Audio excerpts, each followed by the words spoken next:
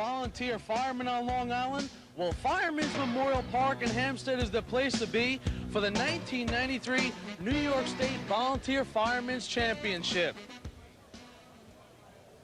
Hello, everybody. I'm Jimmy Cavallo, along with the Chief, J.R. Cottrell. And, J.R., there are many drills during the course of the year for the volunteer firemen, predominantly in the summer, but today is the biggie, the New York State title on the line. That's right, Jim.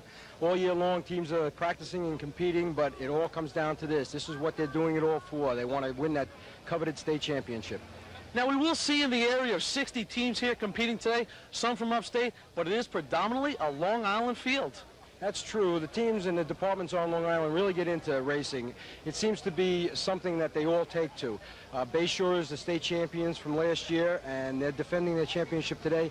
They have a lot of stiff competition that's going to be there from 5 or 6 more teams. Now, competition is the name of the game, but in reality, a chance for all the volunteer fire companies to get together and have a big day. That's true. Each team is like a family, and we get along that way. But after the day is over, everybody from all the teams get together, and it's like one big family. Now, also working on this broadcast today will be the third member. You will see her in many different locations, and she is Tricia Bergen. Hi, I'm Trish Bergen. I'm sitting in the stands right now waiting for the competition to begin. And although the stands look a little scarce right now, in a little while this place is going to be packed. Good morning, ladies and gentlemen. All right, Tricia, thank you. 8 events in all. Our first one, the 3-man ladder, all coming up next. You are looking at the runway.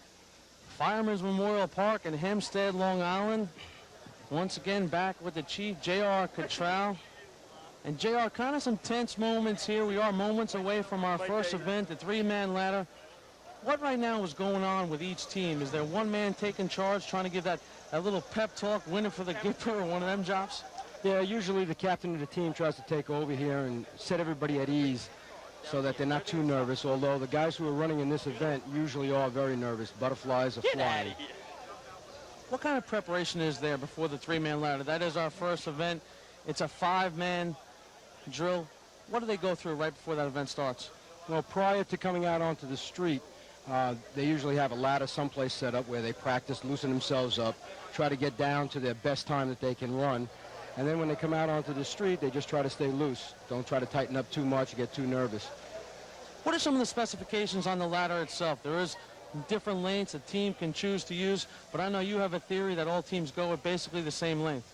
Well, in the motorized contest, the teams have a chance of changing the ladder a little bit. In the 3-man ladder contest and the bucket contest, we use the 25-foot wooden service ladder, which you see now. It's made by an outside company to the drill team captain specifications, and it's used the exact same one every tournament that we run. Now, we are moments away from our first event. There is 8 events in all that we will see during the course of the day. How important it is for teams to come right out of the block and get those early points? Well, there are some teams that are stronger in the ladder events, which are the first 3, and then there are others that are stronger in the later events, which end up being the hose events. It's important that teams score in most of the events, and if you're a strong team in the hose events, then if you score a few points in the ladder events, it's to your benefit. However, if you're a strong team in the ladder events, you have to do what you can to get as many points now as you can for the rest of the day. Right now, there is the conglomerate of all the teams on the track, some official business going on, and we are about to start our first event, the 3-man ladder. Give us a little simulation of what's going on here, JR. Well, what happens here is that there are 5 men in the event, 3 of which run. There are 3 men that climb the ladder. One starts from 50 feet, one from 75, and the third from 100 feet.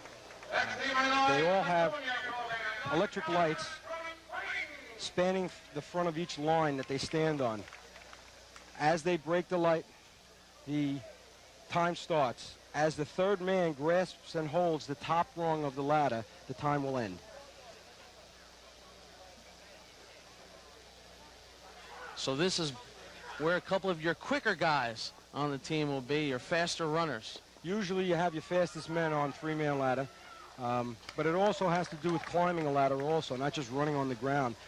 You have to be able to combine both the speed on the ground and the quickness on the ladder in order to compete in this event.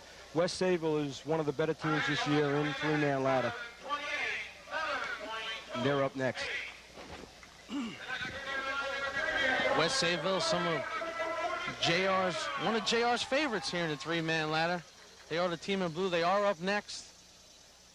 How about that last guy? Is it important for him to give that all-out lunge at the marker? You usually like him to break the light, which means start the clock, because he's the one who ends up stopping the clock. And you want him to be the faster on the ground and on the ladder.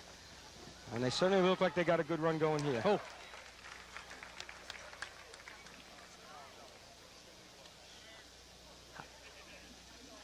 How on earth does anybody practice running up a ladder that fast? I mean, God knows you're not asked to climb a ladder that fast if you were at a fire. I mean, these guys get up the ladder in lightning speed. Well, usually it takes about 2.5 seconds to climb a ladder of 25 feet for the gentlemen that are out on the street. The better ones can climb it in 2 seconds flat. So we really get some speed up on the ladder. In a fire situation, sometimes it takes into account because you want to get up there if you have to save somebody as quick as you can. And here goes West Islip. Right there, you see a backlog on the ladder, and that's got to be your worst case scenario, when the third man catches the second man mid-flight on the ladder. Yeah, usually you like to have them spaced out so that you can climb freely on the ladder rather than have to be bogged down by the guy in front of you. If someone misses, it usually throws the whole shot off. How realistic are the record times you have in the state final? The record for the three-man ladder in the state is 6.04, held by the Hempstead Hornets, a team you are very close to, a charter member of that team, a two-time state champion you were, captained that team. Now, when you guys got that state record, is that a one-timer that you guys just unbelievably, everything clicked and you got that time? No, actually, the gentleman who was running three-man for us, Tom Abramsky, happened to be one of the best climbers in the state. He set the record at 6.05 and then broke it again later on at 6.04. As you can see, one little slip and it throws the whole shot right off.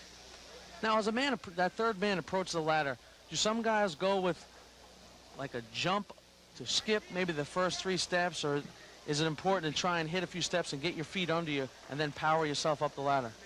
Well, what they usually do, most racing men usually hit the third rung on the ladder. They don't bother with the first or the second. And using that as a propellant, they vault themselves up the ladder. Usually they skip every other rung, and that gives them a little bit quicker speed up the ladder. Most guys run into the ladder as hard as they can, using as little stopping steps as they can, so that they can keep the momentum going.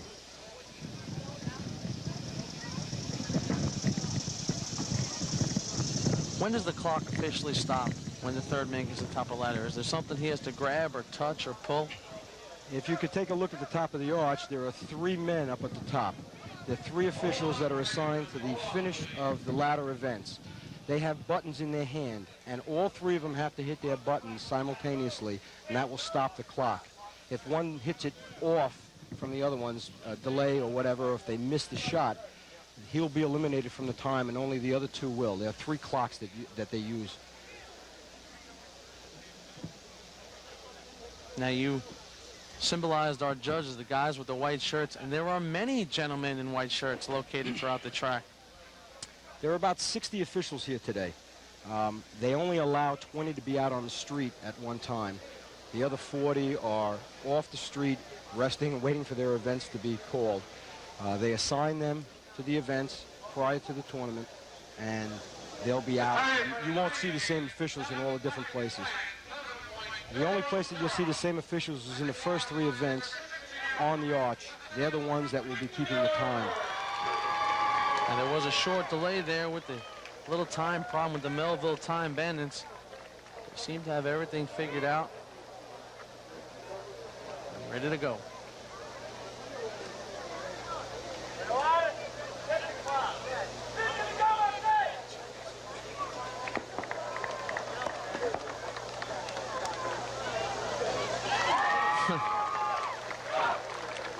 Well, it's a nice smooth shot, but I'm sure as you hear from the time that it's not going to be as competitive as West Sables was.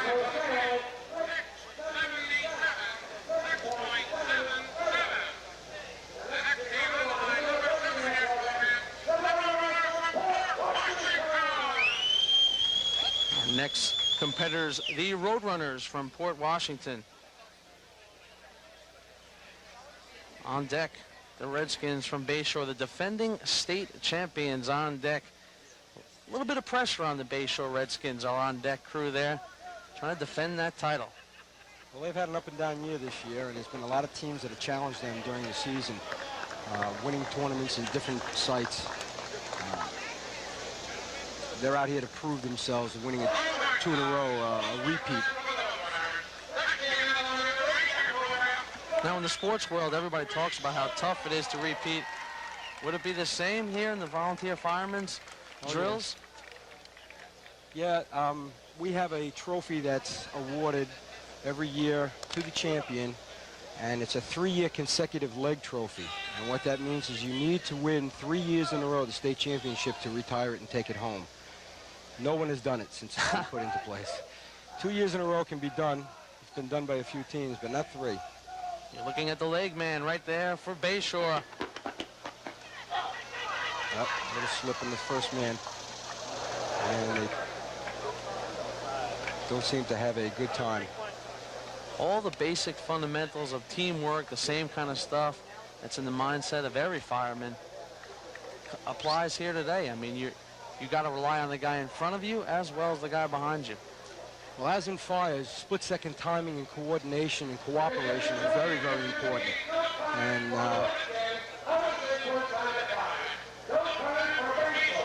Bayshore has been red flagged. They touched out of sequence. The first and the second men have to touch the top rung first, in any order. The third man touches after they do. If it goes out of that sequence, they'll be red flagged and their time will be disqualified. So Bayshore, in essence, has no chance to catch any points here in the 3-man first event. No, they're out.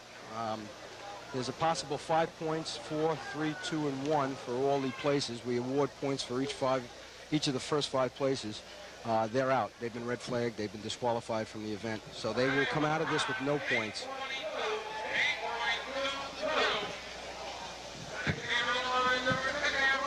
Heading into our 10th team here in the 3-man. But a team like Bayshore that knows it's strong in the later events, they can be shut out here in the first event with 8 events and still feel confident as the day goes on. Well, there are 8 events to run. There's 40 points to be won. And if you do fail in one event, it doesn't mean at the end of the day you still got to compete, because anything can happen in drills. Not a bad job there by the upstate team, the Main Transit Slowpokes. Not really living up to their name. Got up the ladder pretty good. First thing that jumps out at you when you look at all these teams is some of these nicknames. Every team, it's almost a competition of who can get the better nickname. Yeah, well, it's funny how the names come about. Some of them nobody remembers how that happened. Some of them are cute. The Yellow Hornets, the team that I'm from, we were called 4 different things when they started the team, and they settled on a combination of names from the Yellow Jackets and the Green Hornets, and they came up with the Yellow Hornets. A team like the Flukes, who was a sister team from Hempstead, their name came from the officials announcing from the arch that they fluked, which is a miss at the nozzle, and after they did it a few times, the name stuck. So they come from all different places. Kind of the right name for all the wrong reasons. Yeah, that does happen from time to time out here.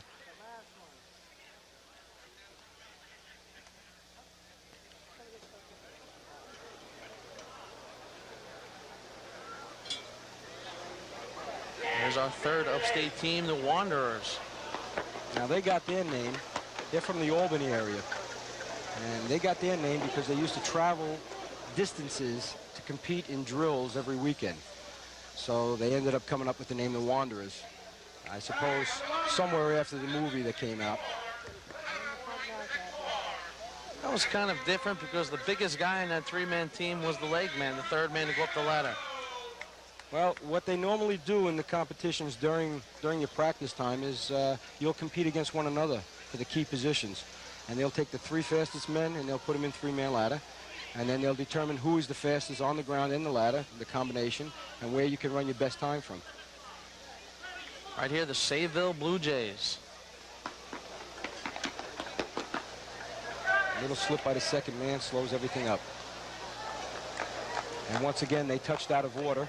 The third man grasped the rung before the second man, so they'll be disqualified from the event.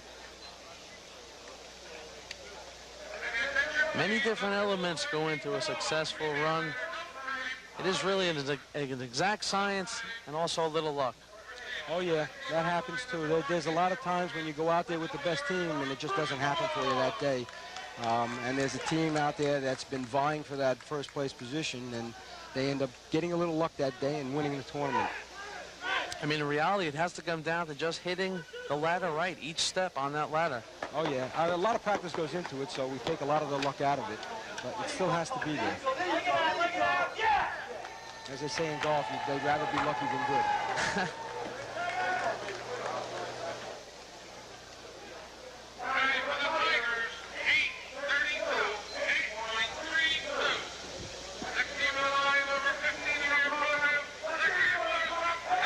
This is our 15th team, Hagerman Gamblers.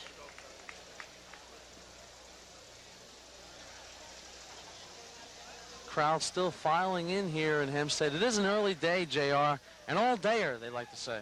Yeah, it sometimes runs even longer than that. What we do is we alternate the drill site for the state championship.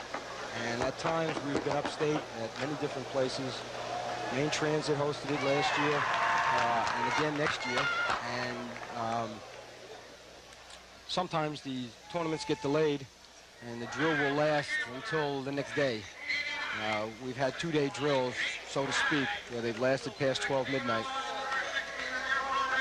So there might come a time where the lights will go on and we shall go into the night. Yeah, that does happen from time to time.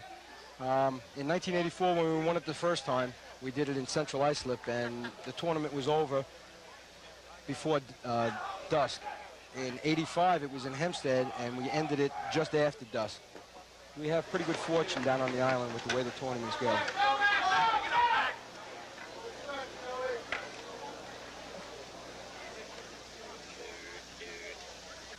Okay, JR, as our 3-man ladder competition rolls on, one of the better runs of the day was our number 3 team, the West Sayville bunch.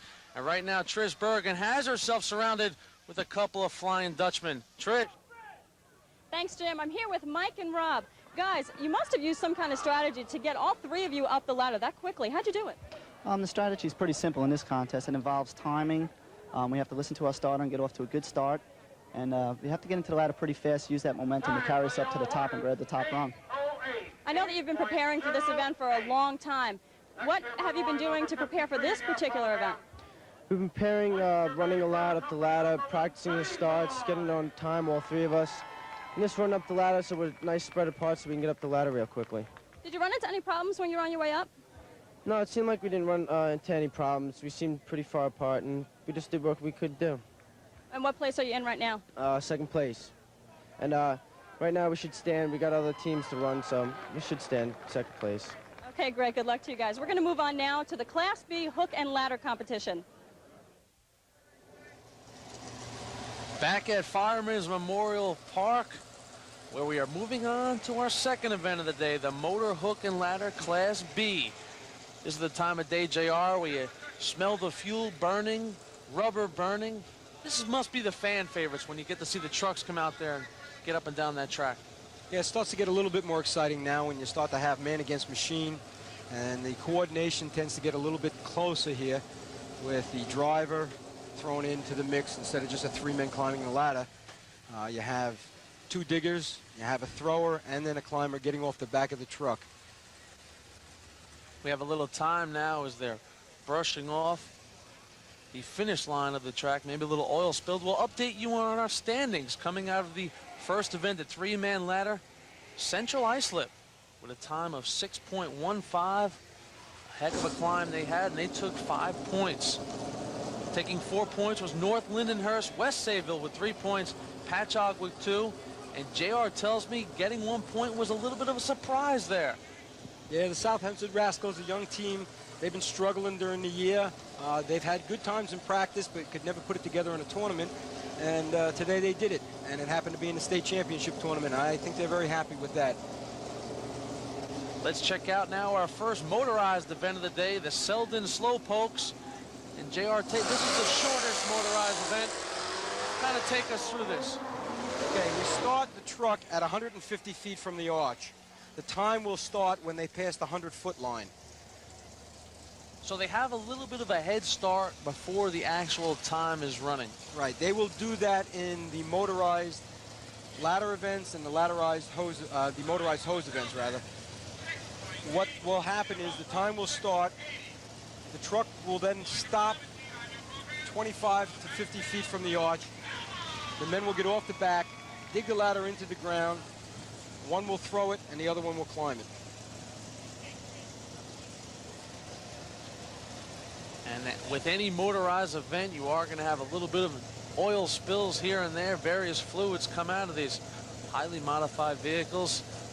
So an important part of your team here at the Raceway is the broom crew. Yeah, that has to be done. There is a rule that if the tournament is delayed because of a spill by your vehicle, you will be disqualified. A slight delay is taken into account as almost normal now, but a long-term delay, you could be disqualified from the event. Take you right inside the truck here. Oh! A little bit of a slip getting on the ladder. But he'll finish the climb for good measure. Yeah, most teams do that just to get a time. Now there are overtime in all the events. And overtime in the hook and ladder class B contest is 8 seconds. Any team that takes longer than 8 seconds to complete the event will get overtime rather than the time that they ran. Looking at the North Babylon Tail Draggers. And that is some looking truck. JR, first thing that jumps out when you look at one of these trucks, this is not a fire truck that's going to pull old Mrs. Johnson's cat out of the tree. No, it's evolved through the years. Originally, they started with regular fire trucks way back when. Drill teams have been around since the early 1900s, 1900s. Since that time, obviously, equipment has gotten better in the fire service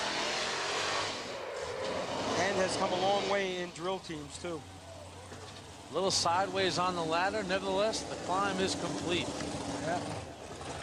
You speak about many different factors in this run. Not only it is the performance of the truck and the ladder crew. The truck has got to brake properly. He's got to pull away properly. A lot of things got to come into account. Yeah, this is where the coordination and teamwork really come into play. You have the driver, who is essentially the first man that has to come into play here. He has to drive the truck and get the team down the street. He does his job. Then the four on the back get off, and they all have to coordinate their jobs. The climber and the thrower will get off first. They will hold the ladder up towards their shoulders. And that is the two guys you're seeing on directly on the back of the truck?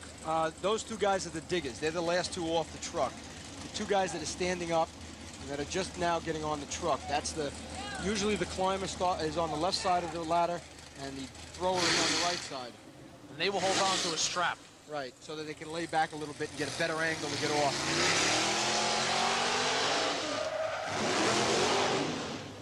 Now they get off the truck, they hold the ladder up, then as the truck pulls away, the diggers come down with the ladder as hard as they can, plant it in the ground, and try to keep it there.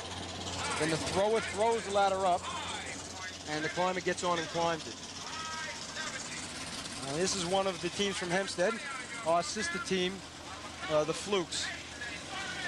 They've had a little problem this year with injuries, and they've been substituting people in their events. They're always capable of running a great shot, though. You see the driver right there, boy. He's got to be as pumped up as anybody. Let that throttle go and take it to the limit. Yeah, you do put the pedal to the metal here, and the same is true for the brake. He has split-second timing to go from the gas to the brake and then back on the gas. These events are measured in hundredths of a second, And there are times where that does mean the difference between a point and no points.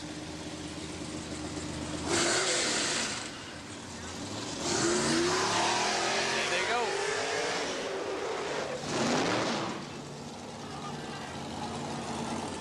Not a bad shot for what they had to put on the truck today. They're doing pretty well.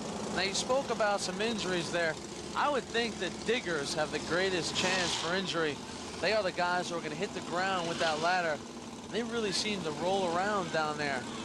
Well, what's odd about drill teams is that we do have our injuries during the motorized events, but you seem to get as many, if not more, in the ground events.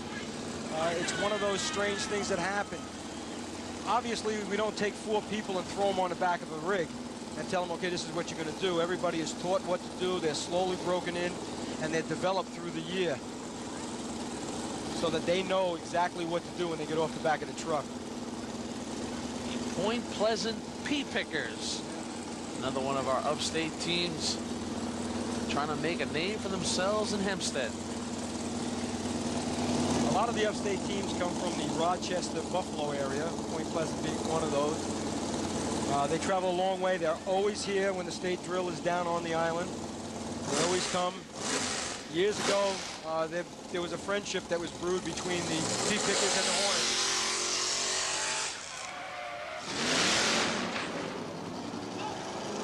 A little slip getting in the ladder, and on the ladder.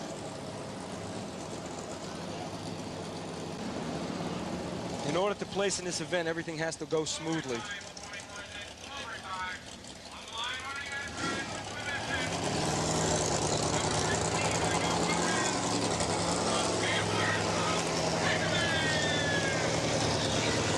Stepping up there now, Oyster Bay. Rough Riders. Gamblers, says on the side of the track. And this is the Hageman Gamblers that are up now online. Okay. Hageman is in the running the state drill in 1995. Got themselves a convertible. Yeah, there are some teams out here. We don't have to worry about the elements. You don't run in snow. It's a summertime event. Like every driver, turn the hat backwards. Not all of them, but a lot of them do. Come on, it's a macho thing, JR. You know, Yeah, I guess it is. I guess with the loud engines, you got to turn your hat around so you look the part. A little tough on the release there of the ladder. Like I said, it takes a lot of coordination. It just doesn't happen one day. You have to practice and practice and practice. Teams are out there 2-3 times a week, 3-4 hours a night practicing.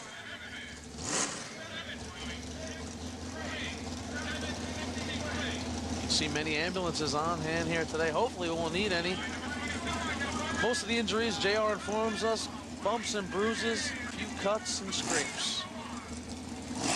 I suppose, again, that goes with the mentality of being macho. Nobody wants to get treated for any injury. They want to get back on the truck and run again. You got it. These are the Rough Riders. This is one of the newer trucks you'll see out there. Many of the teams go with the old traditional trucks. They look a little better. It gives you a little more feeling of tradition as far as the racing goes. But some of these guys just want to go with that modern horsepower. Yeah, there are some advantages to the newer trucks.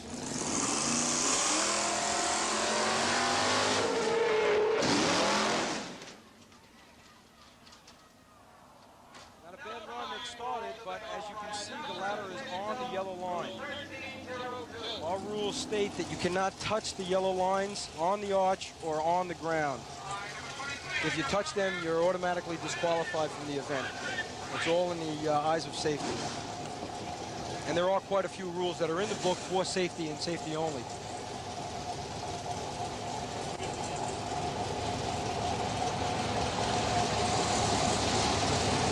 Well, JR, I think it's safe to say that Roslyn has opened up the budget for this truck.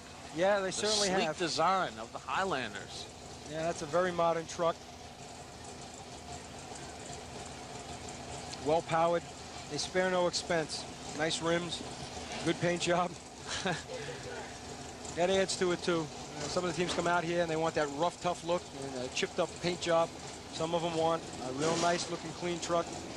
streamlined. Right there, right on the start line.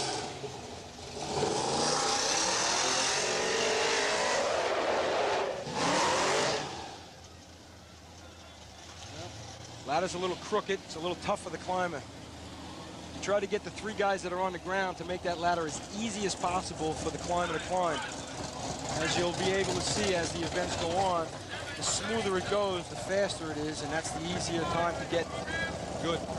I'd imagine that is a tremendously different feeling than climbing a ladder that's stationed at the top as opposed to a ladder that's propelling itself through the air. Oh, yeah. There's a lot of coordination just for the climber alone that he has to get used to getting into the ladder, putting his foot on it, and then climbing it as it's moving into the arch. It doesn't come overnight, and the good ones practice a lot at it. Huntington Manor Bulldog step up there. All right, he's got the goggles going there. No hat, little goggles. Our rules state that if your head is above the windshield, you have to wear goggles. Another safety. As you can see, the ladder was a little low, so it was tough to put in the ground and then tough for the climber to see and get up it.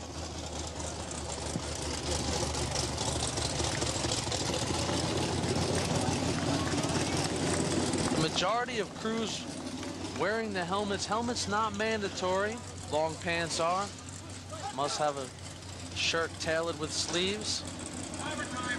Yeah, your pants have to go below your knees. That's considered long pants. Helmets, which has been a discussion in our rules for many years, are still not mandatory, but every year we move a little closer to doing it. A lot of the older runners on the team aren't comfortable with the helmet. I guess it's similar to what hockey did, where Exactly. the older guys don't have to wear helmets, the new guys do. Of course, you get used to doing it so long without the helmet. All of a sudden, you put on the helmet, you have a couple bad runs, and what do you say? Yep. It's this helmet that's slowing me down. That's what's going on. It has nothing to do with your feet or your hands. It has to do with your Of helmet. course.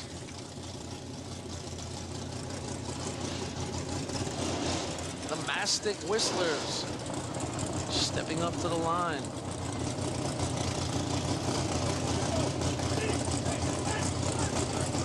Really is a tremendous psych job with these guys when they're on the back of that truck. Like to pump each other up, couple high fives. Well, what's happened through the years, time limit into the books. As you can see, they touch the yellow line, so they're disqualified automatically. And we put a time limit into the book when the officials give you the okay to run and when you have to leave the line. There's a 1-minute time limit from the white flag to when you have to leave the line. That kind of cuts down on the hand slapping and all the rigmarole that goes on before the event. But it still can get carried away at times. We've had guys who used to psych themselves up by banging their head on the side of the truck. But you have to be pumped. You have to be ready to pumped. do this. And I would think you got to have a little bit of a reckless attitude to stand on the back of that truck, JR. Not everybody in the fire department, I think, would want to do it. No, just as I think not everybody wants to be a fireman. You have to have a little bit of that mentality to be a fireman also, to run in where people are running out of. Manhasset all set to go, and the Minutemen make their way down the track.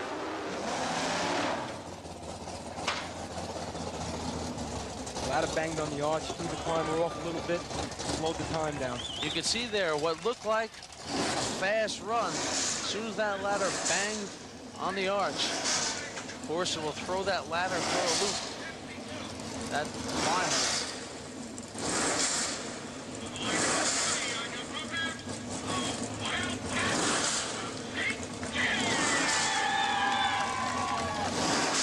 St. James, a team that's in the rebuilding stage. As you can see on the side of their truck, they were state champions in 57, 66, 71, and 72.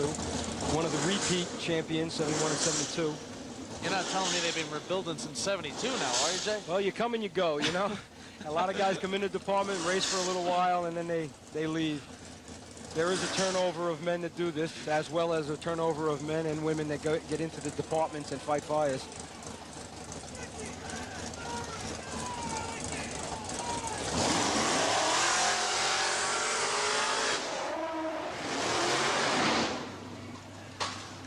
Little slip by the climber. Throws the whole shot off. Since 72, they've been in the running, though, during the years. They've been up there, finishing in second, third, fourth, or fifth place in state drills in that time span. They've always been around, and they've always been a team that you could expect something at any time. And I mean, that's something to be proud of, to just finish one of those top slots when you have so many teams competing and the room for error is so thin here with these competitions. And you can never tell what's going to happen during the day. I mean, there are 8 events to run, and there's points to be totaled up at the end through those 8 events. So anything can happen. Our neighboring West Hempstead team, we've become friendly with them through the years.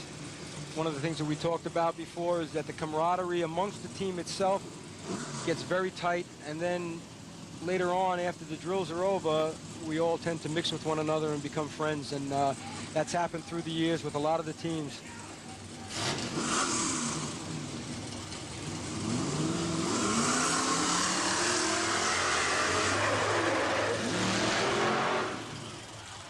And a little twist in the ladder and throws the climber right off.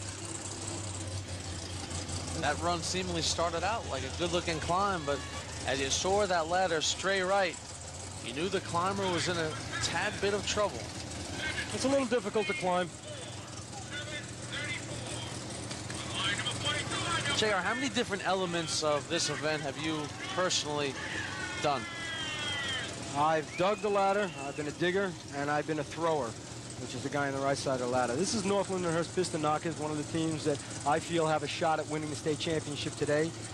They finished in second place in the first contest, 3-man ladder. They came out of that with 4 points. This also happens to be one of the teams that we've become very, very close with through the years.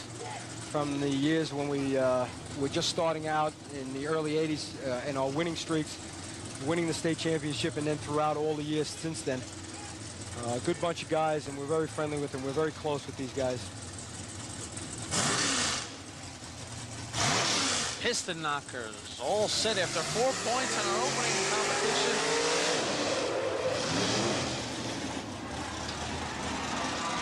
Right there, a smooth run, and the crowd acknowledges it. Trish Bergen is standing by with another guest. Trish. Thanks, Don. I'm down here at the track with the Hempstead Flukes. Don, team effort was definitely an important element in this particular event. How did you guys keep it together? Well, in this event, as well as the 7 other events you'll see here today, it's an integral part of what goes on all day long. It's 10, 12 men, whether it's on the back of a truck or running down the street doing the ground events. It's an integral part of what goes on all day long here. Everyone plays a part in every event, all day long. Okay, timing was also very important. You guys were going top speed. How did you keep your timing down? It just comes from practice. We've had a few injuries this year, but practice, work new guys in, and eventually the timing's going to come. You just have to keep working at it. Okay, now you were the one who went up the ladder. What was that like? A lot of hard practice, I'll tell you that. Last couple of weeks, I just been practicing really hard, and I got good teachers to help me out. How did you get selected for that? We had about 8 guys get hurt, and I was next in line, so I'm the only one that hasn't gotten hurt yet. Does it have anything to do with weight, who goes up the ladder? Excuse me? Does it have anything to do with weight, who's determined to go up the ladder? A lot of momentum, too. If I guess the truck will give you all the momentum that you need to go up. Okay, great. Thanks a lot. Back to you, Jim. All right, Tricia, thank you.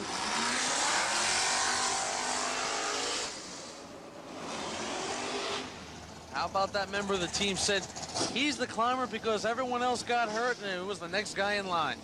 Yeah, that's one of the unfortunate things that has happened to the Flukes this year. They've had a lot of injuries, some not associated with drill teams, and they've had to move people in so that they could run the events. On the line right now is my favorite, the team that's in my heart, the Yellow Hornets. JR, the former captain of these 2-time state champions, and I know he's going to be doing a little rooting right here. It's going to be tough for him to keep his hands on the table. He's making a few gestures. Now, they've run very good shots this past week in practice and in the last couple of tournaments. They're capable of taking the first place in this.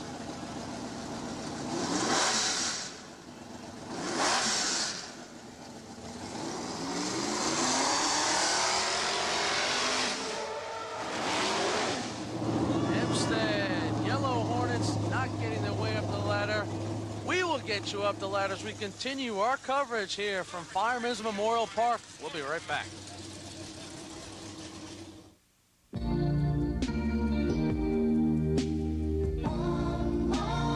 Because disaster strikes someone every single day, there's always going to be one more night someone needs food, shelter, and a place to rest.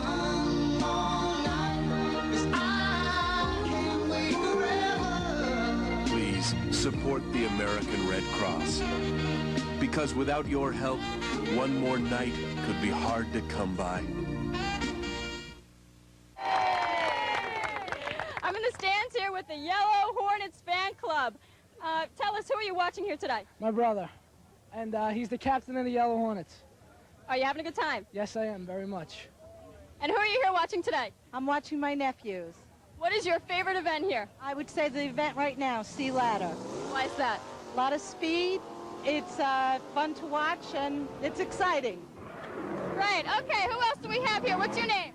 Karen, Karen, who are you watching today? my fiance and my 2 brothers. Wow, you have a whole family full here. Do you get nervous that maybe they might get hurt, or? I get nervous that they might get hurt, but they tell me that they're confident, they know what they're doing, and it's fun to watch.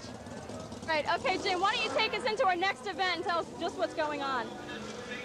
All right, Trish, but you know, first of all, I gotta ask you, JR, it's no secret that my man right here, JR Cottrell, was the former chief of the Hempstead Yellow Hornets.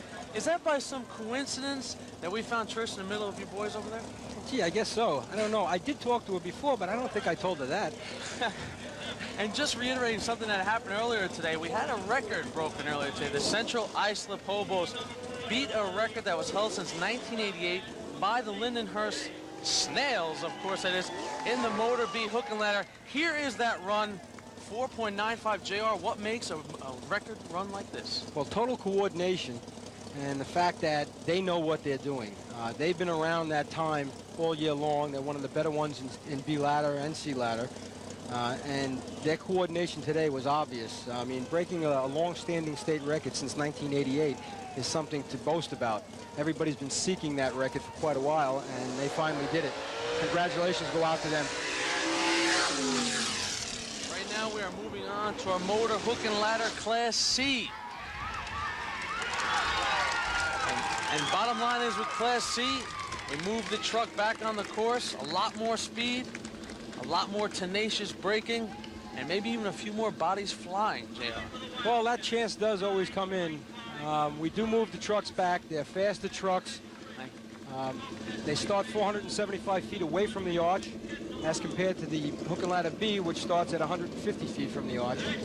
They get up to speeds of approximately 70-75 miles an hour before they start their brake, which is at 150 feet. Most teams do. And then they have to brake that 125 feet. The guys jump off the back of the truck, put the ladder in the ground while the driver's pulling away, and hopefully record a good time. I would think this is the one that the fans really enjoy most of all. It's got the speed element. It's got that harsh braking where you really hear the brakes light up. I think this is the one where the mothers, wives, and the girlfriends start biting the nails a little bit. A lot of intensity here. Yeah, there is quite a bit of intensity here, and in this split second,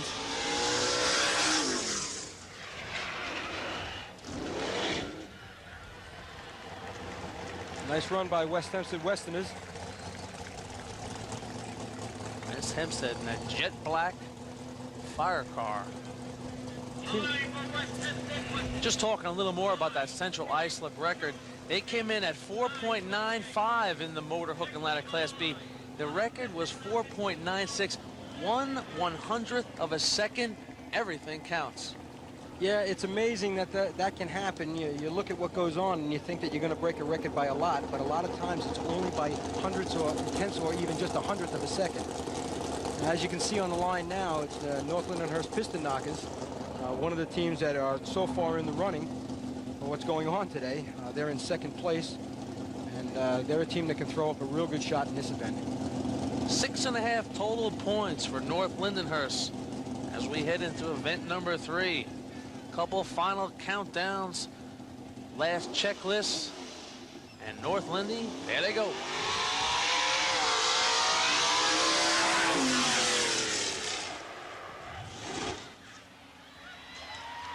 There's a good one. Nice shot, very nice shot. Everything was very well coordinated there.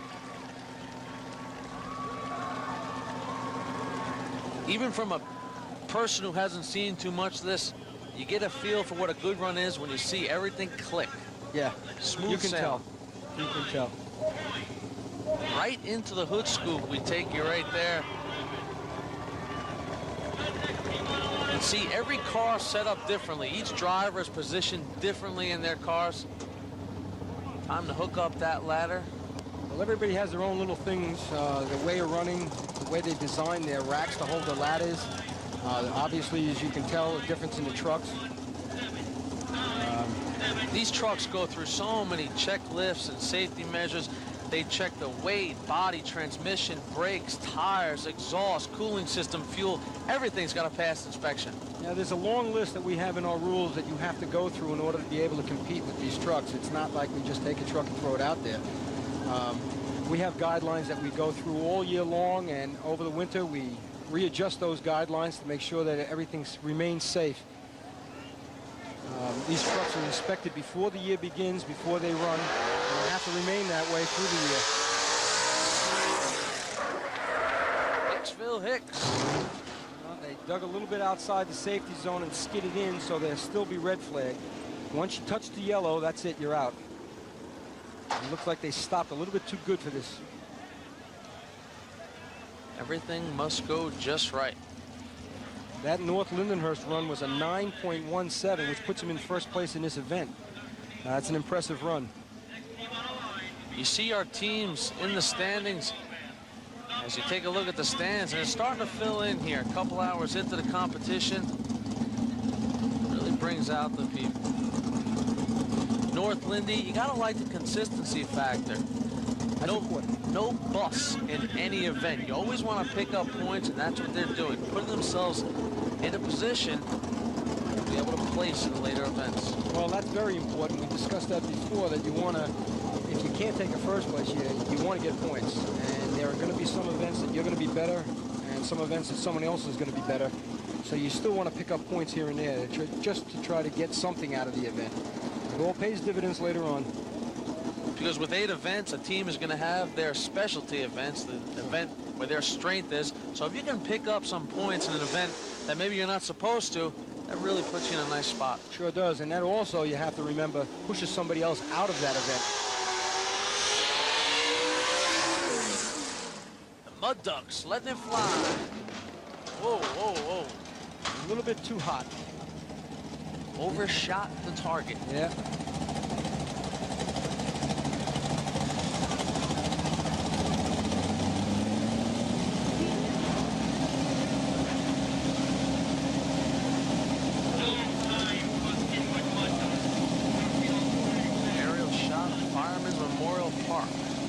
This is the Red Onions from Spencerport. They have one of the more unique designs.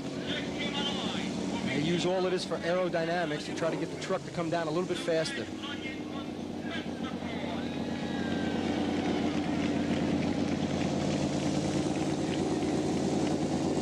Lots of horsepower right there. Lots of horsepower. These trucks develop anywhere in the neighborhood of 650 to 700 horsepower. There's some runners out here. Pretty similar to what a drag looks like, but we also combine some other things that you would see in the design of Grand National stock cars, particularly the brakes.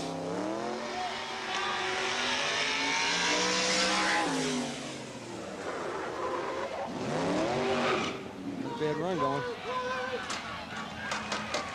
Nice clean run. The time will tell what the truck did on the way down and in the break. Clean run. The Red Onions. Positive run as children of all ages come out to see the fire trucks. Maybe a couple of future climbers right there, JR. And there he is. Yeah. Sparky the fire dog. I knew he'd be here somewhere. You gotta love it. The kids do love this. I know that after we're done watching the drill, My children will go home and they'll be playing with the garden hose in the backyard. They'll put a ladder up against the house and they'll be climbing three-man ladder out there. Well, as long as they don't take Daddy JR's car and try one of those brake standers and catapulting the ladder up on top of the bedroom. Not yet, not yet. A few years to go before I think I can worry about that. I think this is one event you really can't practice at home. No, not this one, no. North Belmore Rinky Dinks. Next to step up to the line. Here they come.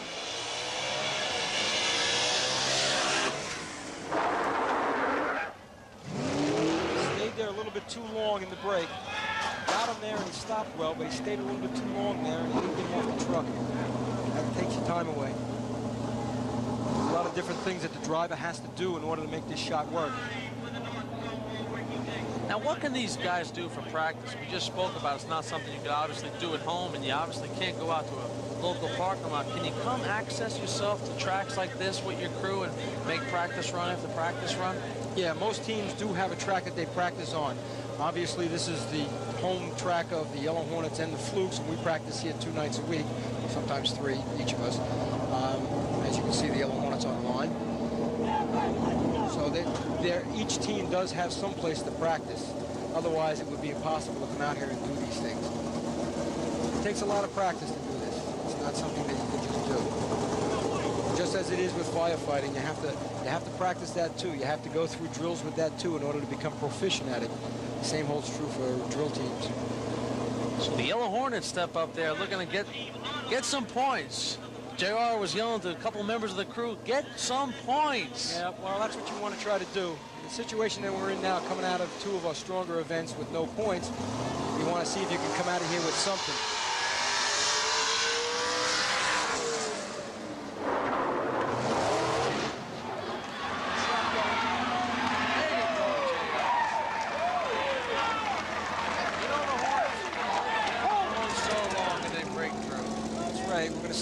Sting you sooner or later. Okay, yeah, you led me into that. I spoon-fed that one to you, but it's all right. The Yellow Hornets. That's first place so far, 9-10.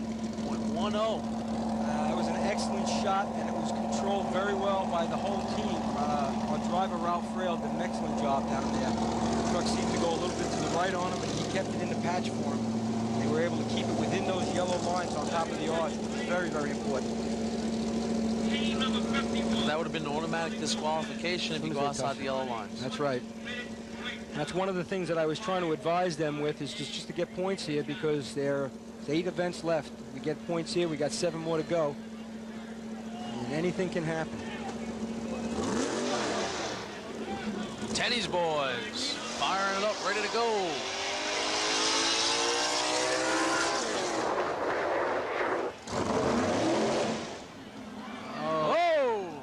Bad luck there. Ladder took a little twist on him. I had a good shot going. And don't think for 1 second that these guys are not athletes out there. You saw that climber right there go about 7-8 steps high, and he had the presence when he felt the ladder going just to hop off and take a little leap. Yeah, Joey's a very good climber for them. He's come very, very far in the few years that he's been racing. He's an excellent drill team member.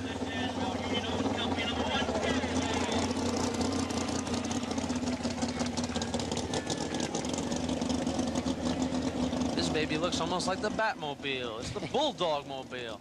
Union Hose Company #1. This is Dansville from Union Hose 1. They come from upstate also, up in the Buffalo, Rochester area. Way up the thruway. Yeah, it takes quite a while. We'll be going up there next year. The state drill is in main transit next year. So we'll be going up. That's right next to Buffalo. We'll be taking that ride. All the teams from Long Island, well, most of the teams from Long Island, I should say, will be taking that long trip up there to compete next year. From what I understand, Dansville's been running pretty good up there for him.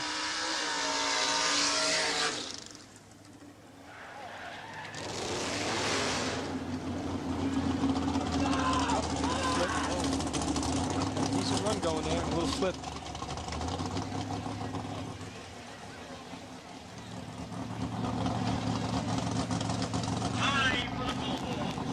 I could see your point of contention, how tough it is for teams to repeat, because it's a one-shot deal in these events.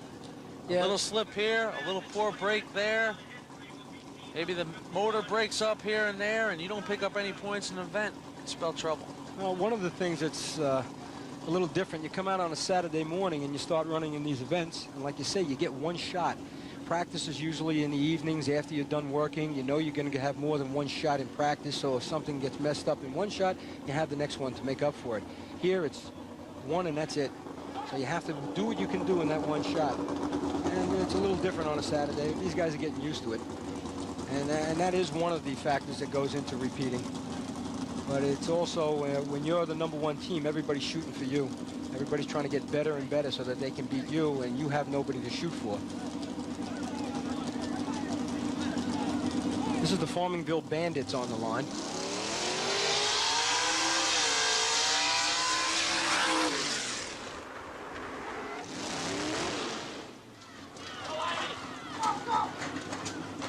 Fairly smooth run, a little bit of problem putting the ladder into the ground. The diggers didn't go down together, and it wobbled a little bit, or walked on them, so it makes it a little tougher to get in and climb. Now you might notice down by there, the pits, there's many gentlemen standing around in those white shirts. They are our officials. They have the do's and don'ts. And our very own Trish Bergen is standing by with one now. Trish. Thanks, Jim. Jim, we're down here at the track right now with Dan Broadwell. He is one of the chief officials in this entire competition today. Dan, you have to make some very important decisions. What kind of decisions do you have to make on this particular event as far as the problems that they run into? To make sure that all the teams run according to the rule book, and it's such a precision amount of timing here that everyone has to definitely run in a very precision manner to get a correct time. If there are any deviations from the rule, the time or the team will be disqualified and thrown out. That way it keeps it very even for all the teams competing. What was the most difficult decision that you've made today? I think probably I make executive decisions, so to speak, and it was on a protest of one of the teams, and it was on a judgment call, which does not necessarily allow a protest, but I had to come up with whether the team should be allowed a executive hearing and to give them a rerun just so that we had a time. It's getting into executive decisions. I have a very competent crew of officials working out there. They've been on this track for many years, and I put all my trust into those, but I do have to be available for these major decisions. Okay, now you have some teams from Monroe County, and I understand that you are also from Monroe County. Is it difficult to try and keep yourself from being biased? No, I can separate myself but completely from the other teams running. A lot of times I'm involved on the track and I don't even really know that they're running. My mind is totally onto the drill as a total overall operation and not in any particular team. I get excited when I see a rerun or a record run such as was done here earlier, and it's really super. Right. Okay, Jim, we're going to go back to you. You can catch up with me later on. I'll be at a different event or a different place. Trish, I will certainly find you wherever you go. And JR, an exciting finish there to that motor hook and ladder Class C Central Islip, not letting anybody down. The Yellow Hornets, they got you some points there in second. Oyster Bay with that late run right there got themselves on the board. Yeah, Oyster Bay scored well in B ladder with a second place run, and now they scored again for third place in C ladder, giving them a total of 7 points so far, and they're doing very well in this tournament. They're one of the surprises that I think are going to be coming out of here. But what you have to look at is the Central Islip team. Here they go with their third straight event, taking home the big points. Here's their event. Take us through it. Oh, it was an excellent run all the way from the start to the finish. As you could see, the driver had to steer the truck a little bit at the end to keep it straight. The dig was a little bit to the right, but their climb at Chucky is phenomenal. What a great climb he just had on that ladder. That was a terrific shot that they just put up. Awesome. Certainly Chuck did the job right there. We shall move on to event number 4 as Cablevision's coverage of this fire competition continues.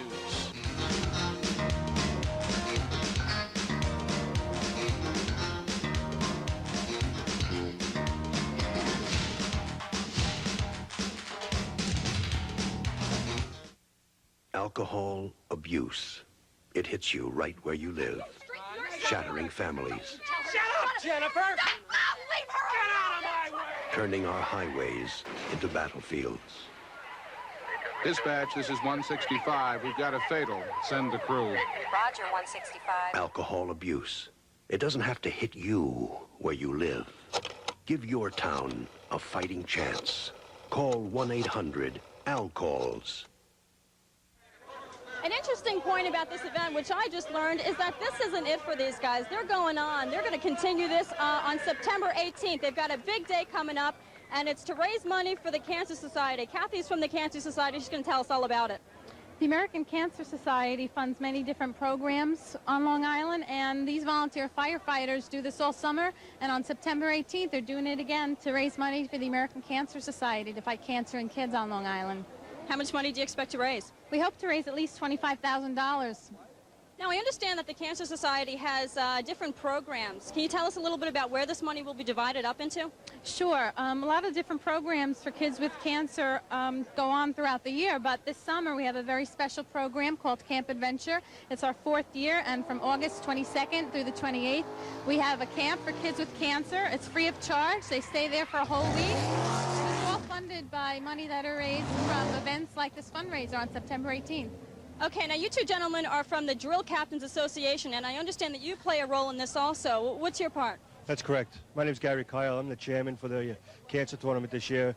Angelo Catalano is co-chairman, and we're currently from the Nassau-Suffolk County Drill Team Captains Association. And it's kind of a fun tournament for us. We get the chance to, send all the proceeds that we raise for that day to a good cause, which is the kids with cancer.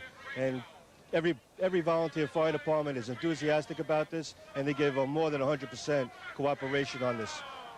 Excellent. Well, good luck to you. Okay, I think we're ready for our next event. It looks like these guys are setting up. Jim, if you could tell us all about it. All right, Trish, and we certainly will tell you all about it as we head to our 4th event of the day. The Motor Hose Class C with a state record of 12.41 held by Patchogue.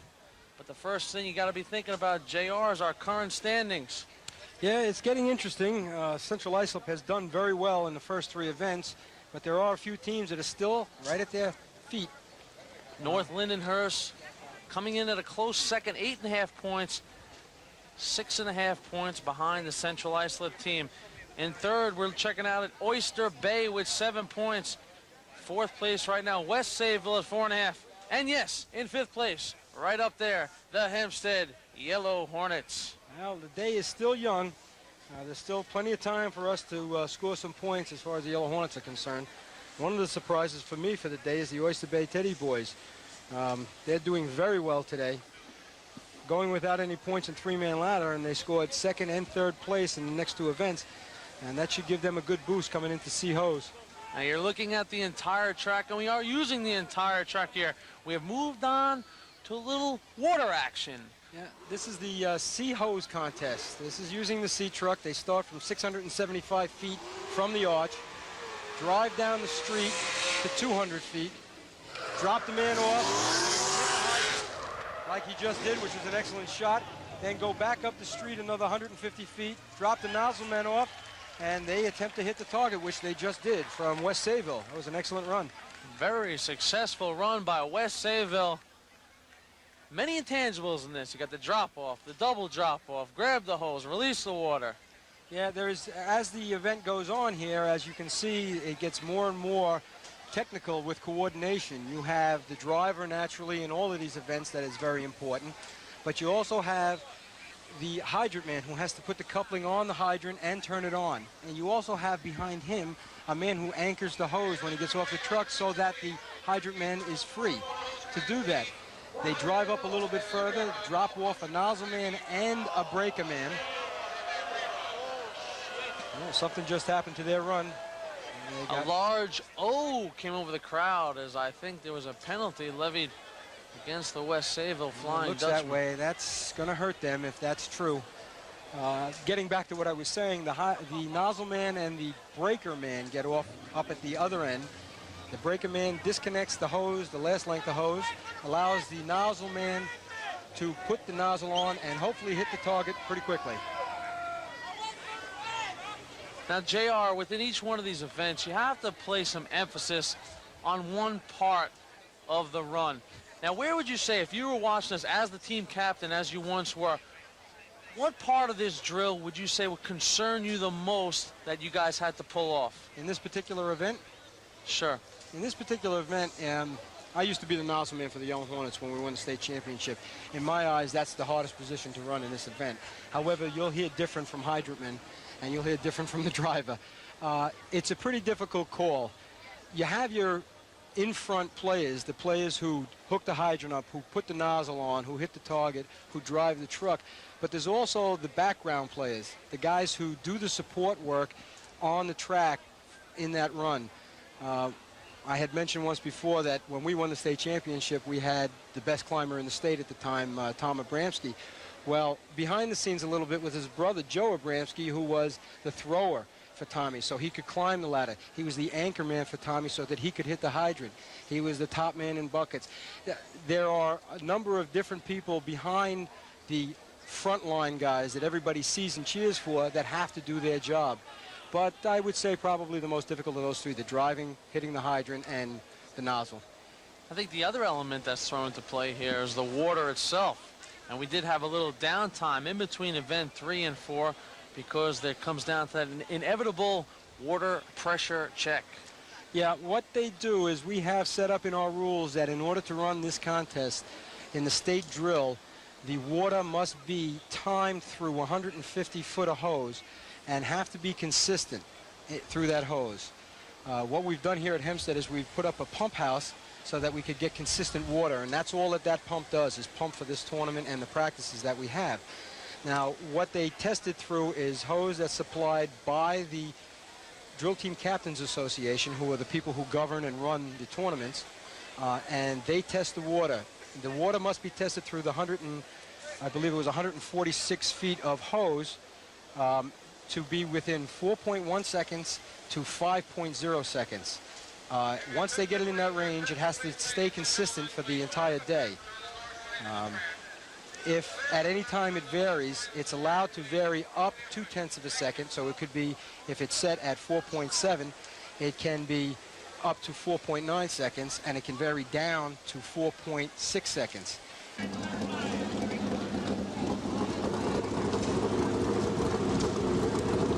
Looks like the Melville Time Bandits are up. Time Bandits strapping on the helmets, put the chin strap on, grab that hose nozzle. Oddly enough, I also play softball for the Hempstead Fire Department in our leagues and in our softball tournaments. We developed quite a relationship and a rivalry with the Melville Fire Department softball team, who has been very, very good, and we've got a lot of friends on that team also.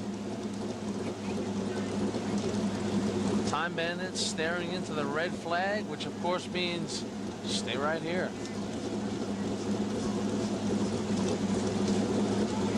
Final preparations done on the track. This event tends to take longer because of the fact that water has to be cleaned up after each shot to make sure that it's at least equal for everybody to run. As you can see down at the hydrant area, they're cleaning up water that's spilled out from the hose and at the hydrant so that it's not that slippery for the hydrant man.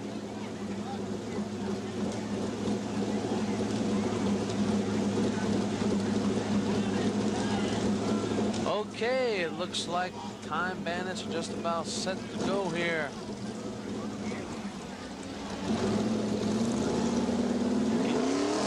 Here they go. Coming at you in the striped shirts.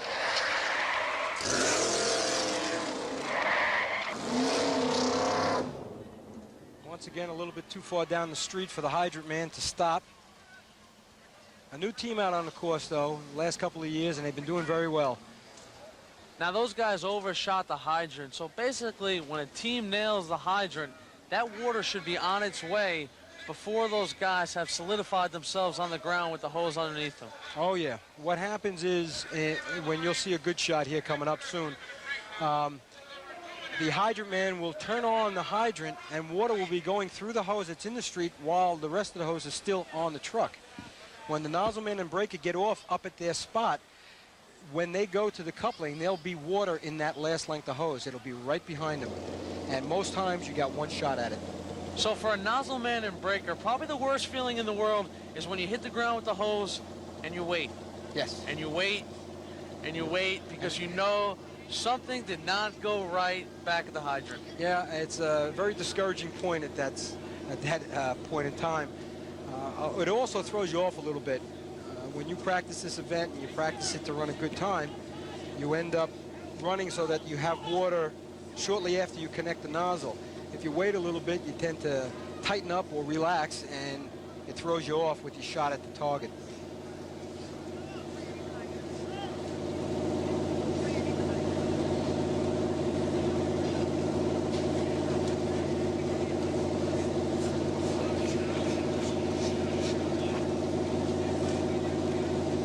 Couple more brushes from Team Squeegee down the track.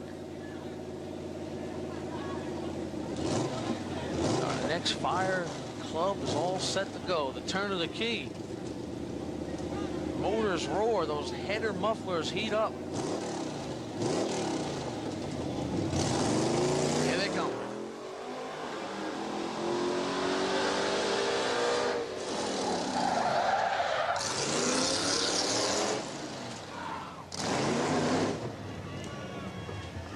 Oh! Had a little problem breaking it. Nozzle man did a pretty good job there. Nozzle man with the quick roll dive. Yeah. Looked like he was working for the SWAT team. There they are, Team Lindenhurst, our second place squad. Check that. Our second place squad is, of course, North Lindenhurst. This is the Lindenhurst Snails, state champions in 1987. Neighbors of the North Lindenhurst Piston Knockers, and at one time they were all part of one community. In 1957 they separated North Lindenhurst from Lindenhurst, and there's been an intense rivalry ever since between the two teams. And I have one of the more unique sea trucks out on the street, and every time they get a new one, it's of a different design. That one really jumps right out at you. Here they come, right at you. Check that out.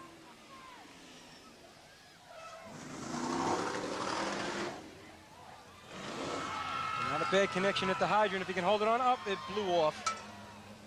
And that's why there's no water up at the nozzle. And here it comes. He reconnected it. They came so close.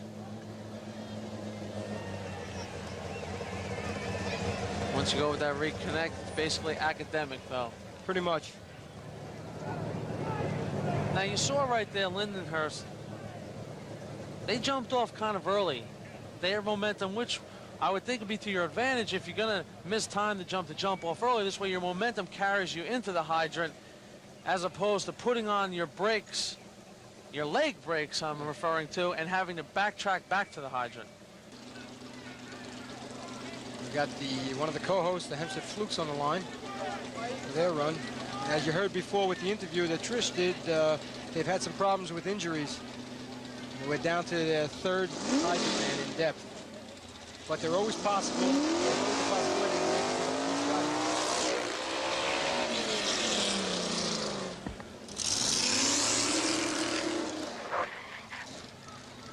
Not a bad hook up at the hydrant. And a decent shot at the target. Not a bad job. A little bit slow leaving the hydrant, I guess, because it's the third in depth at hydrant. They're a little concerned with, plus he's one of the chiefs in the fire department. I don't think they want to hurt him.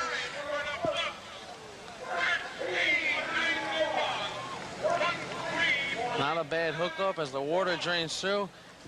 And right now, JR, we're going to catch back up with Trish, who's standing by with Mr. President. Trish.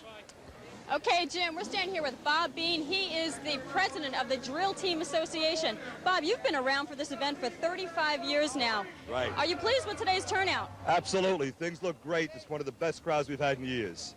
Everybody seems to be running well, doing well. Everything has been fairly safe up to this point, and I'm quite happy with the whole thing. Great. Now, besides the firemen competing here, we're having a little competition with the weather. You think that's going to give us any problems? Well, I don't think so, because we're already into sea hose. We get through this as one of the heaviest events that we have to worry about with the weather. Unless we have a torrential downpour, I think we'll keep right on going. Okay, great. Jim, we're going to go back to you. Thanks a lot. Hey, Trish, thank you, too. Who was that guy behind you making fun of you? I'll get him later, don't you worry. Back on the Motorized Classic, he makes a good point there about the weather. This is the event you want to get through before the rain because the next couple of events are on foot. No, what happens here, this is the event that obviously, the last event with the great speed in it, with the C trucks being used, doing 70, 75 miles an hour. When we get to the next event, which is the Motor Class B, Motor Hose Class B, it's a little bit slower. We'd like to get through B hose before any rain comes down. The problem they have is obviously with slippage of the trucks and the gentleman getting off the back of the truck. So, but it doesn't seem like it's going to be anything too bad. From my vantage point, it looks like it's just going to pass by pretty quick. Just enough to annoy you, a little rain drop. That's right.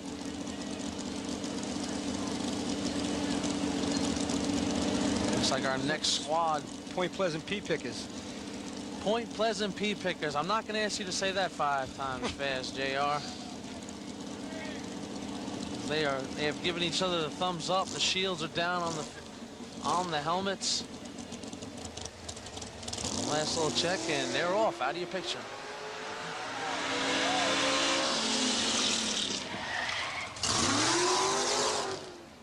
Not a bad connection. Yes.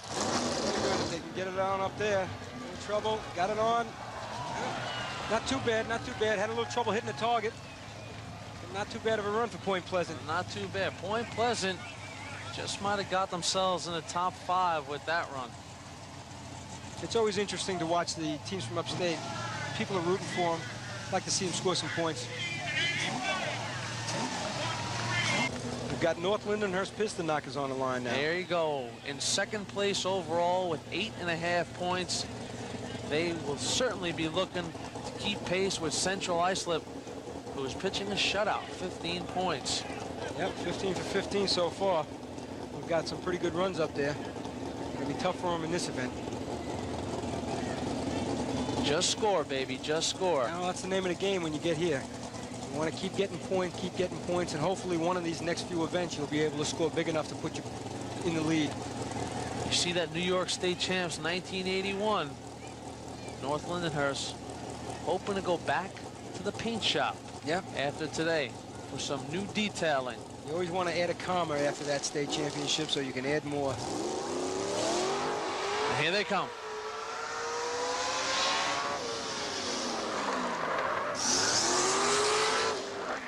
Real good shot going here. Excellent target hit. They got a good run going there. North Lindenhurst continues to excel in every event as they put up a good run.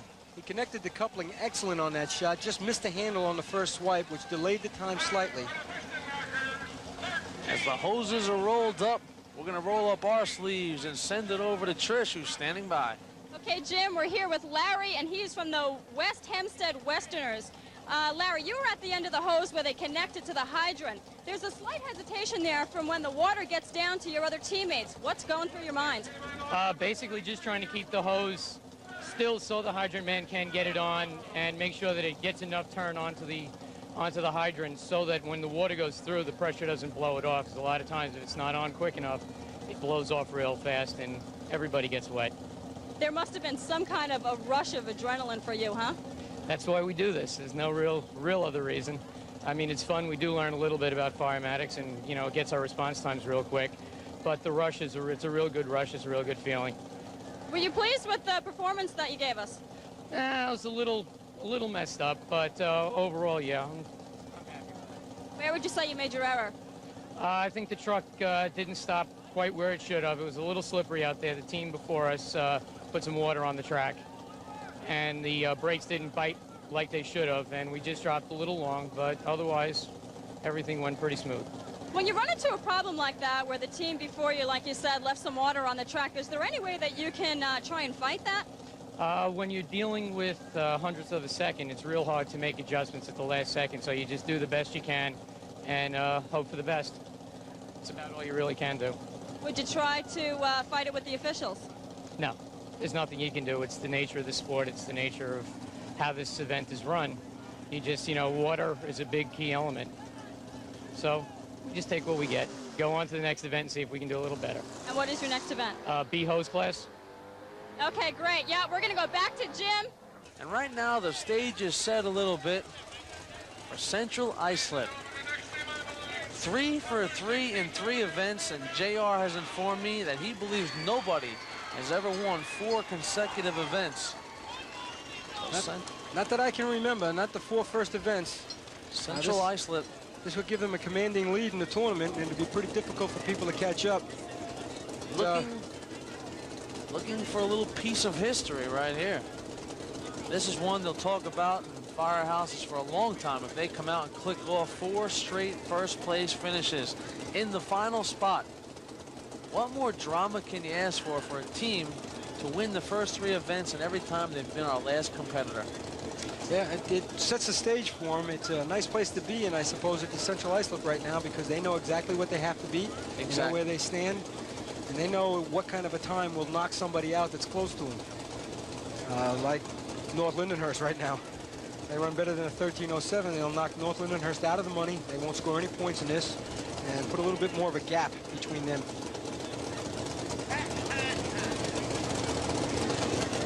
Looks like they're ready to run.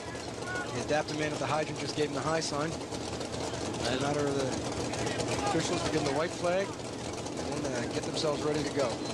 Some tough times to beat, though. As you said, it will not be easy. They will have to come in under 13 seconds, finish in the top 5, and pick up some points.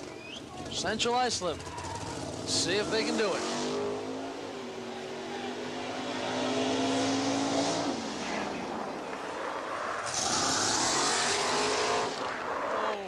Up. But no handle.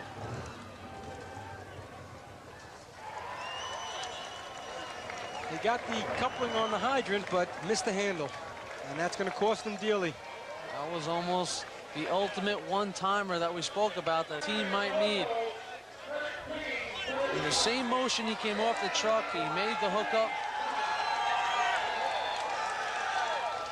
But just could not get the water handle down. That chewed up the valuable time he needed. And that completes our motor hose Class C.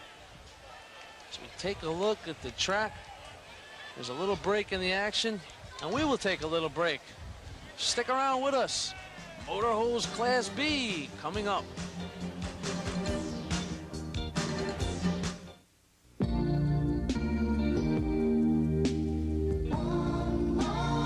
Because disaster strikes someone every single day, there's always going to be one more night someone needs food, shelter, and a place to rest.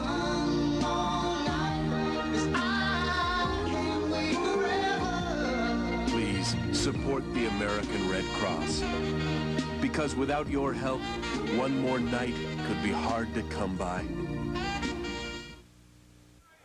Okay, we're back at the 1993 New York State Firemen's Competition. Now, these guys aren't kidding around. They're really into this team spirit thing. This guy actually has the name of his team shaved into his head. We're at the starting line of a new event. It's called the Efficiency Competition. Can you tell me exactly what you guys have to do for this? I noticed that there's no automobiles involved in this at all. Well, in this event, there's 8 men and 3 lengths of uncoupled hose. At the start, 2 men will couple the couplings, a nozzle man will attach the nozzle, and myself, the hydrant man, will put the hydrant coupling on the hydrant, turning the water on. The water then surges through the hose, and the nozzle man will hit the target and end the event. Fastest time wins. Okay, nozzle man, it seems like it's all up to you at the end. Are you nervous? There's always a little bit of nervousness in there, but as soon as you step off the line, the adrenaline takes over, and you hope for the best. Okay, I'm sure that everyone's probably wondering, what happens if there's a fire in your town? Who's going to put it out? We got about 300 other firemen in the department. So basically, you know, he'll cover for everything. Okay, great. Jim, these guys are just about to take off. If you can just tell us a little bit more about this event and take us through it.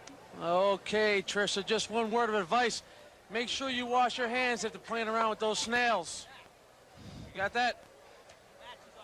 I was just telling you, make sure you wash your hands when you play around with those snails. Okay, JR, we move on to the efficiency, and basically, in my fire expertise, I know efficiency is 8 men, 3 hoses, and a target. You fill in the blanks. Well, that's just about it.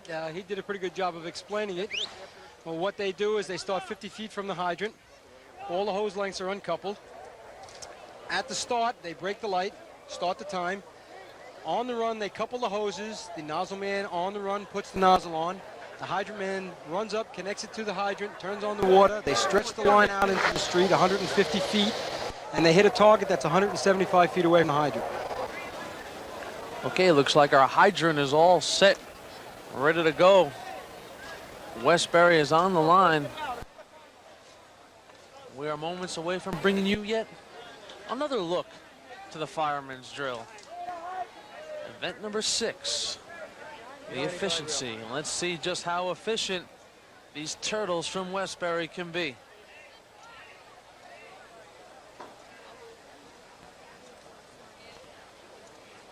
Officials are off the course.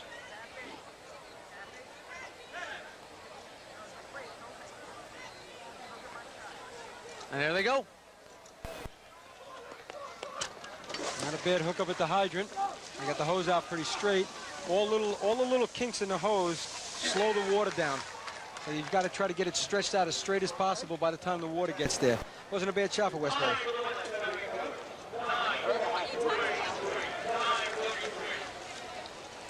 So the guys who are on the shorter end of the hose actually have to know where to stop.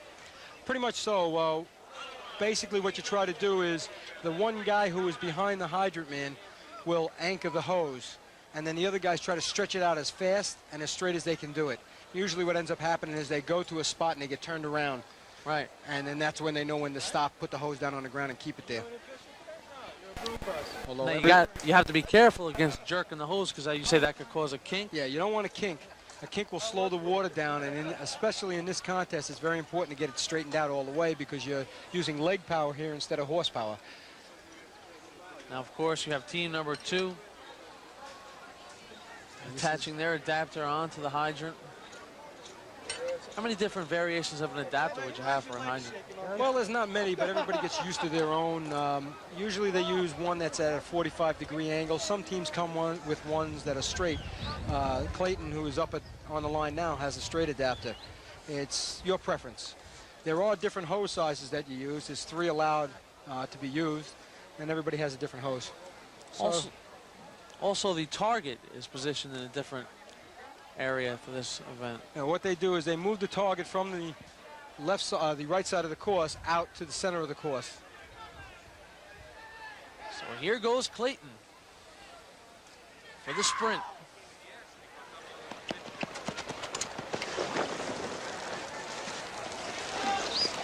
Not too bad of a run, a little slow at the hydrant, and a little bit of a miss at the target.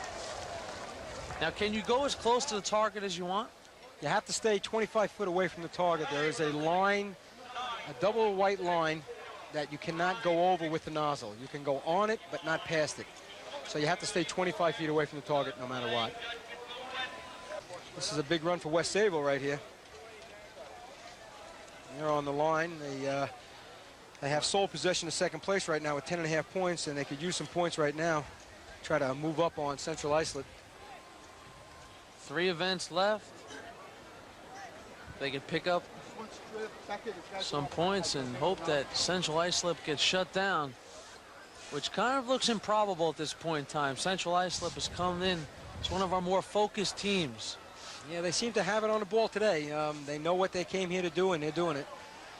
I mean, JR, you must be a guy who knows when, like you said, a team comes in on the ball and they get that momentum and that concentration, and it just seems like as a fan sitting here, you just know these guys are going to give it a run for the money. Yeah, they're keyed up because for a team to miss in one event and then come right back in another event like they did is a sure sign that they're ready to run the whole day. Here go the Flying Dutchman. A very nice hit at the hydrant. The hose is out. Target was hit. That was a very nice run. In full stride, he hits the target. The Flying Dutchmen are happy about that one. It's a good time.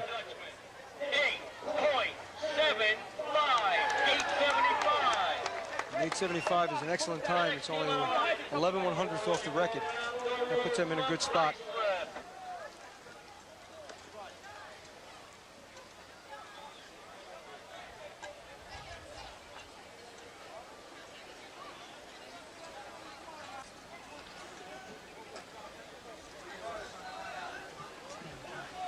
Looks like the Melville Time Bandits stepping up in their prison fatigues. They got a good bunch of athletes on this team. This right here is going to look like a prison outbreak to you at first glance. And they're over the wall. That's pretty good. Good shot. Very nice shot by the Time Bandits. Good target right there. The target was very giving. First sign of water, and the red dot came flying. Well, that's also very important. You could lose a lot of time down there. Hey, there's our friend Sparky the Fire Dog. He's been a good buddy to everybody today. Look at it. They can't get enough of him. Go ahead there, boy.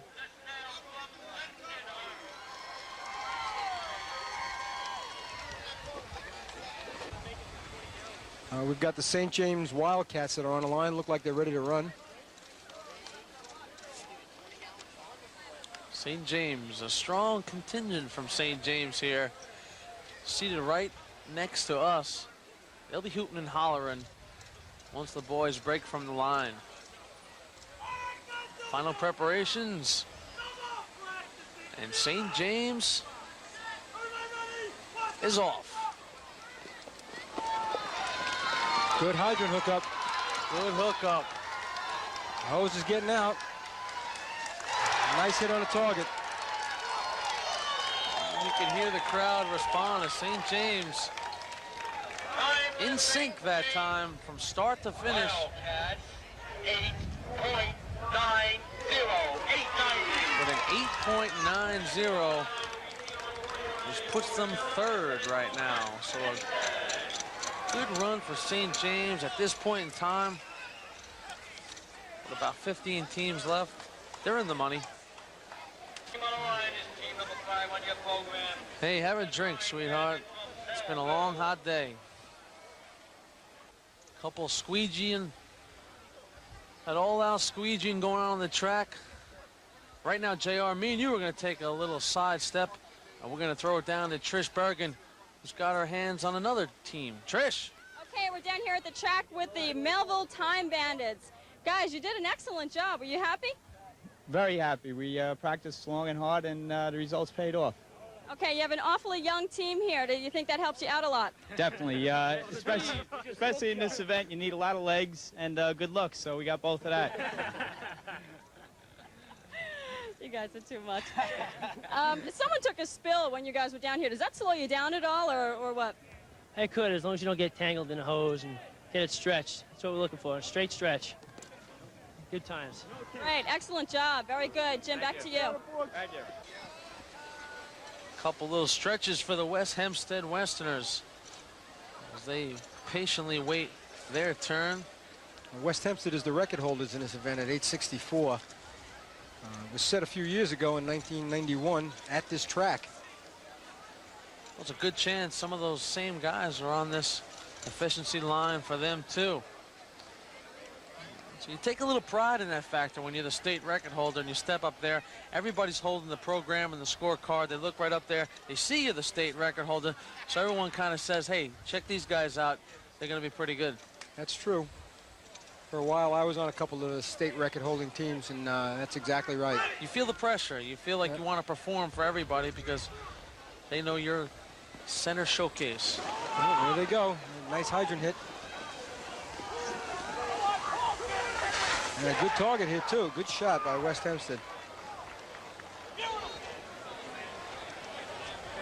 Time for the Westerners, 8.87. 8.87, so they will slide ahead of St. James and take over third place. So we've seen two good runs here. Back to back, St. James Wildcats, then West Hempstead Westerners doing them a little better.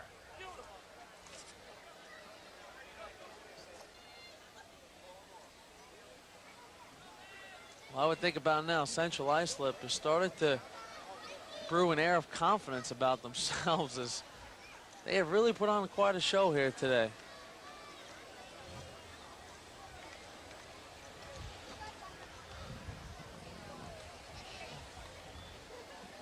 Track is done, adapter is in place. Final signals are being called by the drill sergeant in charge. That's Henry, their old driver, who's starting them. And as big as he is, I guess they have to listen to him. Sort of the same look you see on an Olympic track runner right before they start. And there they go. Nice shot coming here. And look at the formation heading towards the target. Wow, wow. That's a real nice shot. You Good could shot just by see- the nozzle man, Bobby Miller. Excellent, excellent work. You could just see them heading towards the target. 4 men side by side, full speed. We'll just wait and see what the time is. Look at the anxiousness on the part of the Central Islip. They know they kicked off a good time right here.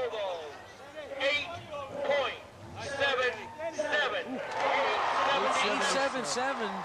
So they'll take them to 3rd place right now. West Sayville just sneaks by. But once again, they did what they had to do. They picked up 3 points. Exactly right. Lessening the differential. West Sayville only picks up 1 point. Well, folks, get ready to fasten your seatbelts once again. The cars are coming back out. When we return, the motor pump.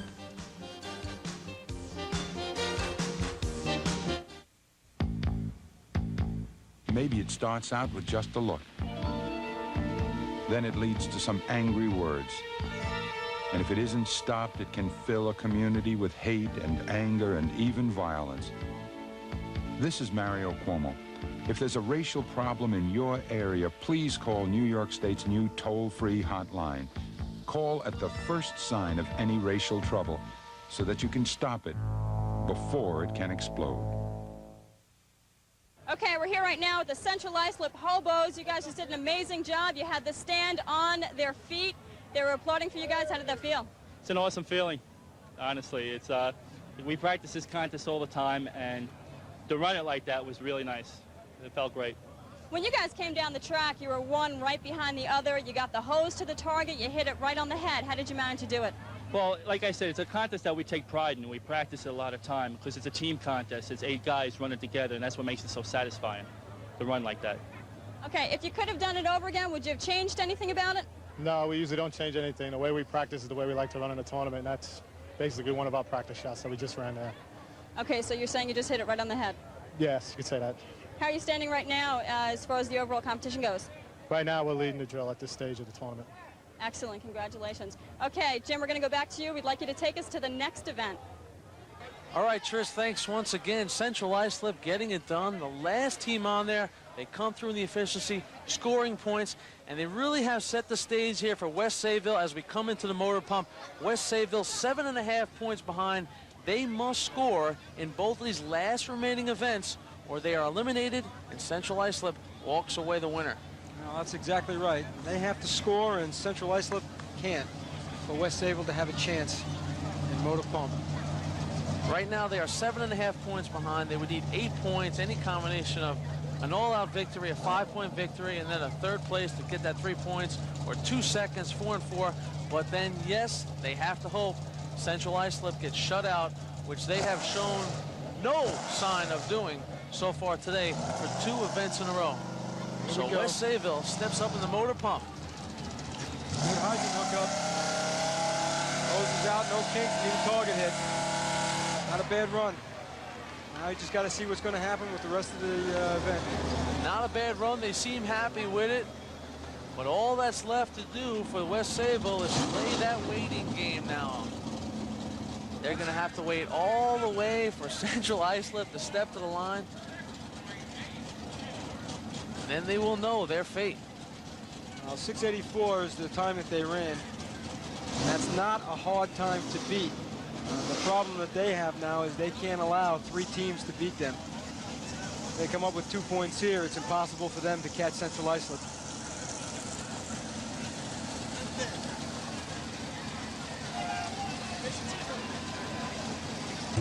Stepping up now, our number 42 squad, the Lindenhurst Piston Knockers. JR, the times have not been as low as you expected today. No, this event usually we run in the mid-6s with all the teams that score. Right now, First place is a 684 and second place is a 685. I expect to see something come out of North Lindenhurst here. They're capable of running a real low 6 here. And they need something. They want to get into contention for second place. Piston Knockers looking focused and fired up. They await the go signal. Just what is that water pressure like coming out of that hydrant off that initial hookup? Well, it's pretty tough to handle. You got to be awfully strong if you don't put that on right away to get that coupling together. Here's the approach. Shot. Oh! Excellent shot. Excellent shot. Looks like they're going to take over first place here. You don't need an audience just to tell you just what happened there. You heard the crowd give that, oh, because that target came up right away. That looks like a low 6.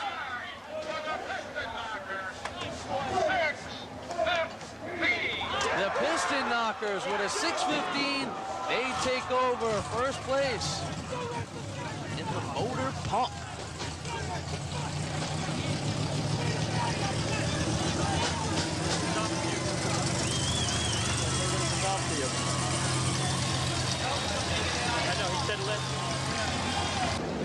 Back to the starting line, and don't look now, but it's the Hempstead Yellow Hornets.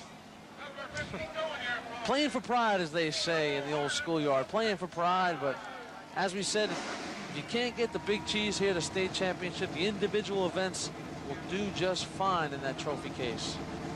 It looks like the Yellow Hornets are running for what you said it was pride, and also trying to get into the 5th and 4th place position in the tournament. Try to get a overall point trophy. Of course, it's not bad to have a state record under your belt. 572 is the mark to go for, held by Patchogue. That's going to be tough. 6:15, Lindenhurst holding the lead right now in the motor pump. The North Lindenhurst boys coming in and overtaking West Sayville, who was holding second at 684, and here go the Hornets. Yeah, missing the hydrant.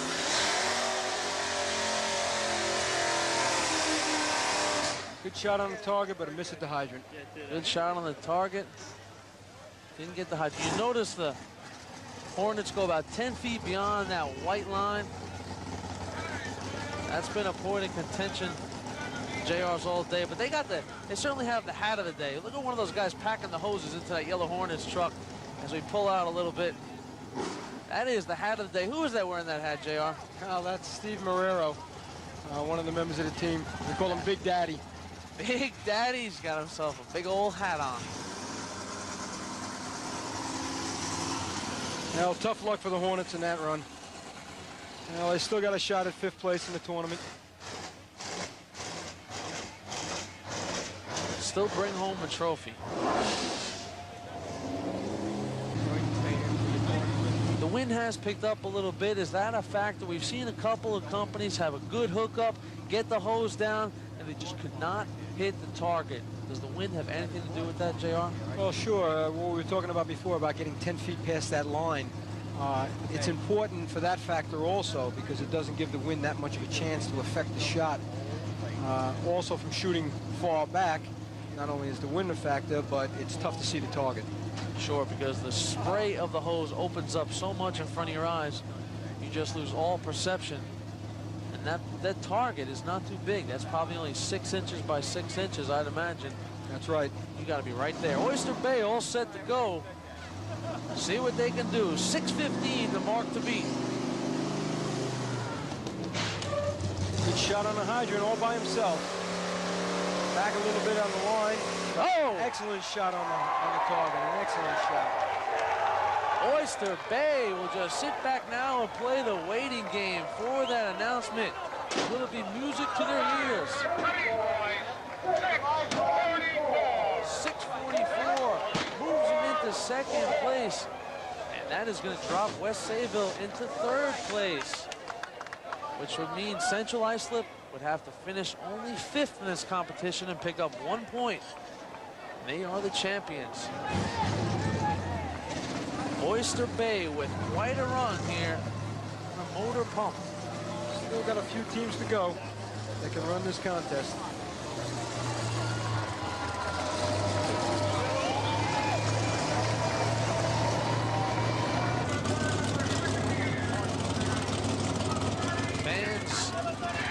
hanging out in numbers as night is about to fall upon us.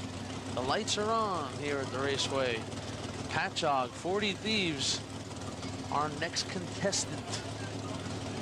What is Patchogue hoping for right now? They got to take over North Lindenhurst by beating a 6.15, the best run of the day that we've had so far here in the motor pump. Their work is cut out for them. Well, they have the capability. They hold the state record at a 5.72, and they've broken their own record a number of different times to get to that point. So they do have the possibility of breaking into first place here. They're just going to have to run one of those shots again where everything works right. Patchogue overall with 7 points on the day. North Lindenhurst 9.5. So Patchogue, they could take over and get that 5 points. Could draw even closer to a second place finish. Waiting patiently for their turn. JR, when you look at this motor pump, it's been some late night fireworks that has done it these last few times. New Hyde Park a 624, Oyster Bay with a 644. Dropped out early West Sayville, and here goes Patchogue trying to make it happen and slip into second place.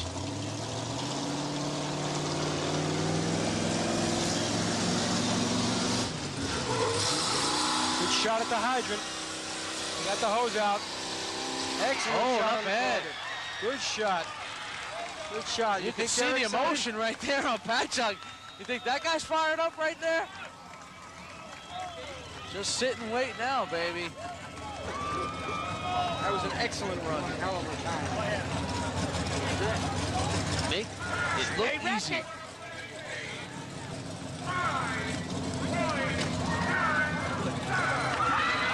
And there you have it, a sub 6 second run, 5.97 for the masters of the motor pump. Patchogue gets it under 6. They take over first place from North Lindenhurst, and give a salute to the boys. 5.97 as they ride off with the lead. What an excellent shot that was. My hat's off to them. They do it every time.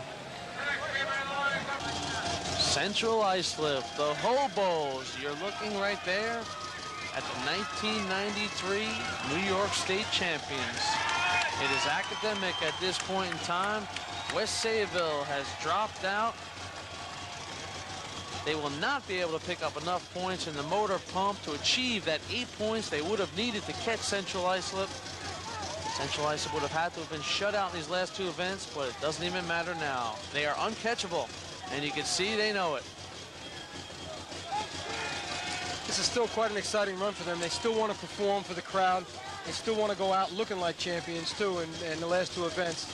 And I can guarantee they're going to go for a good shot here and a good shot in the final event buckets. I mean, why not? Yeah. Hey, you got nothing to lose, right? It's not too often you get out here in the state championship, able to show your skills. They've been doing it all day in this number 62 slot. Let's see what the CI Hobos have to offer.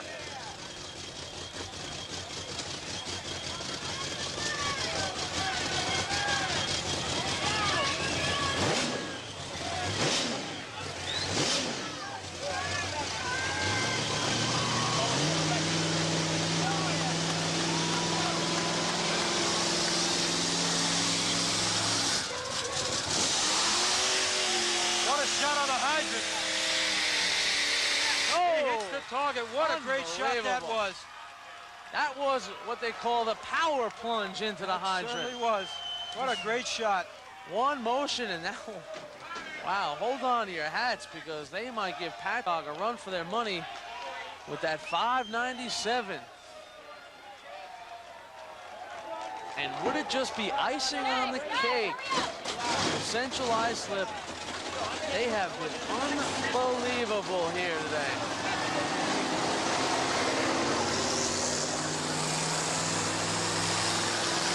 Central Islip riding off into the sunset as champions. Okay, Jim, we're back down on the track. It's turned into a beautiful evening. The sun is starting to set. We're down here with the Patchogue 40 Thieves. You guys have held the record for this particular event. Have you come close to breaking it this time? Well, we came close to breaking it today. about 2/10, was it? 2/10 of a 2/10 of a second off today. So it felt pretty good. You know, we had a 1-3 stick time, and everything seemed to work out. You guys are also one of the favorites, or among the favorites. How do you think that this event will end up turning out? Well, we won the event. I'm afraid that CI's locked in to win the tournament. They put up a hell of a show in the beginning of the tournament, and we made a few mistakes, and that's the way it goes. When you say a few mistakes, what would you have done over? The whole ladders. It was All right, guys, good luck to you. We're going to go back to Jim. Okay, Trish, thank you very much. And that brings us to our final event of the day, the ever-popular buckets. The Bucket Brigade. Basically, 12 men, 12 5-gallon buckets, one 45-gallon drum, a 25-foot ladder, and J.R. Cottrell will tell us what the object is. Well, very simple. You have 12 guys on a team.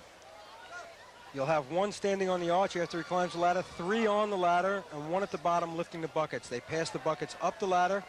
The man on the arch dumps it into the barrel, and the other 7 guys on the team pass the buckets that they fill out of the trough on the street to the lifter. As you can see the run going right now, which seems to be a very good run for West Sayville. West Sayville in search of locking on to second place. They have no chance for first place. Central Islip is our winner today. But West Sayville is in a battle with North Lindenhurst and Patchogue to lock down a second place finish.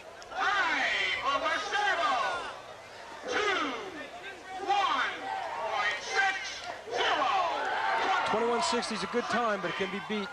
There's quite a few teams out there that can beat that. Next up on our buckets brigades, the North Lindenhurst Piston Knockers. Currently in second place overall.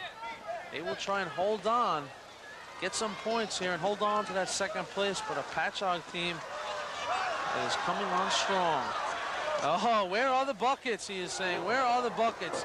Things do not look good right now for North Lindenhurst. JR, not a good sign when the man accepting the buckets at the top of the arch is looking down with his arms up in the air. Yeah, that's true. It had to be the 21:55 in order to take second place in the tournament. Does not look like it's going to be close. No, not with the 24. That doesn't do it for them. 24. They have to hope they hold on to third place now. Well, they're in second place with 4. Check that. They are in third place with 13.5 points. West Sayville in second place with 14.5 points. They have to hope that Patchogue cannot do anything and will stay stagnant at 12 points. And also Oyster Bay is still right there, so everybody still has a chance. Well, JR, night has fallen here on Firemen's Memorial Park, Hempstead, Long Island. Jim Cavallo along with J.R. Cottrell. The buckets and darkness go hand in hand. Well, that sure seems to be the way it goes in the state drills. And actually, this is pretty early for buckets to be run. Normally, we're running them at 11, 12 o'clock at night, sometimes 2 in the morning. The firemen's drills, a long, long day. You would think the buckets, you'd want them about 2 o'clock in the afternoon on one of those nice 95 degrees days, because there is no way you sign up or volunteer for the buckets if you do not plan on getting completely saturated. That's true, that's true. It would be a nice refreshing pause at about 2 o'clock, but it's run at the end. And here we have Oyster Bay running. Oh. They get a good shot off here. They could do something with second place. It looks like they got a good shot going. Key here is for them not to drop any buckets. They got a nice pace going. They set well into the ladder. Once again, the element of everybody working in unison. A nice run right there. That's a nice run for them. Oyster Bay looking to nudge themselves into third place. 3 points behind Patchogue. I have to admit, they were a surprise to me today. There it is.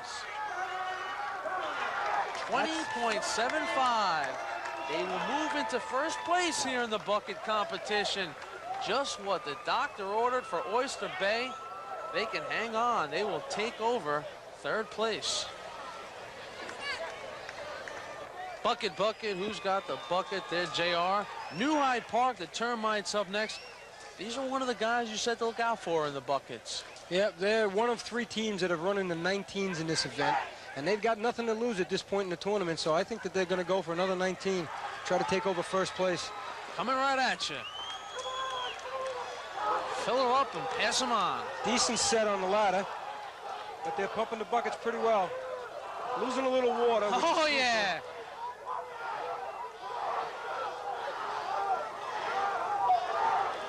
That's an excellent shot. Filled it in 11 buckets. Good shot. And the crowd appreciates it. The Termites. Looks like they might have done what they came to do here.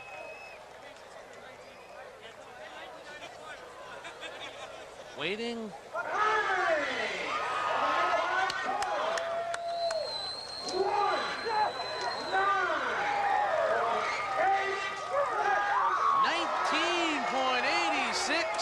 And the Termites love it.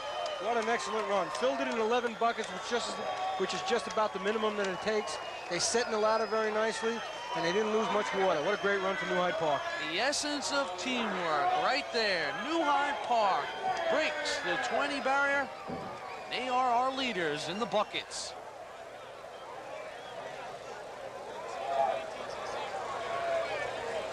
Here they come. Central Islip. Nothing but gravy from here on in. Sort of a victory lap, JR. It certainly is, and it looks like that they're going to go for a first place trophy in this event too.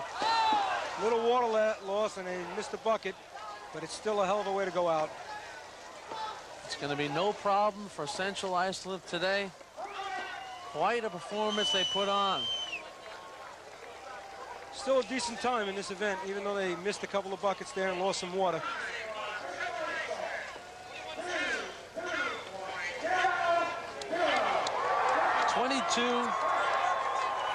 With 2 drop buckets. You can't beat that, JR. Even when Central Islip does wrong, they still manage to kick off a nice time. And right now, our Trish Bergen has caught up with some of the winners from Central Islip. Okay, that's it for the 1993 Fireman State Competition. We're here with the winners. These are the Central Islip Hobos. Guys, you must be so thrilled that you won. It was fun, exciting. All the guys, got the older guys back to run. We won it this year. You guys were the record holders in the bucket brigade over here. Do you guys, where are you going after this? Are you having a big party? What's going on? Partying. Getting drunk. Give me the microphone, I'll tell you. This is what it's all about. This is what we worked for all year, and this is why we're here today, and this is why we race great, and we're going to have a great time. And what's the one more thing? One more thing. No. One more thing. All right, let's hear it for you guys. Woo! Good job, good job. Jim, we're going to go back to you. This was an excellent event today. My name is Trish Bergen. I had a great time. Back to you, Jim. All right, Tricia, thanks a lot. A great job by you today. Hey, do we have you in a couple different locations today? You were here, you were there. A fantastic job, but also a fantastic job by the Central Islip. You really can't say enough about them, JR. Oh, they did a terrific job. They came out of the ladder events with 15 points, the most you could get, and then they just continued on. They had a little mishap in Sea-Hose, but then they came back like troopers. How about this event itself? Hempstead, a great job. Oh, they did a terrific job. The committee, Ralph Frail and John Shepard, who ran the show today, did a tremendous job. Chief Grams and Chief Russo did terrific jobs themselves. I can't say enough about everybody that was involved in this. My kudos to them. Everybody involved, including, of course, the Cablevision crew. What a long day for these guys. Everybody hustling, truly getting the job done. So for J.R. Cottrell, I'm Jimmy Cavallo, and as the chief would say, I hope all your buckets are full, and I hope you hit all the targets. So long, everybody.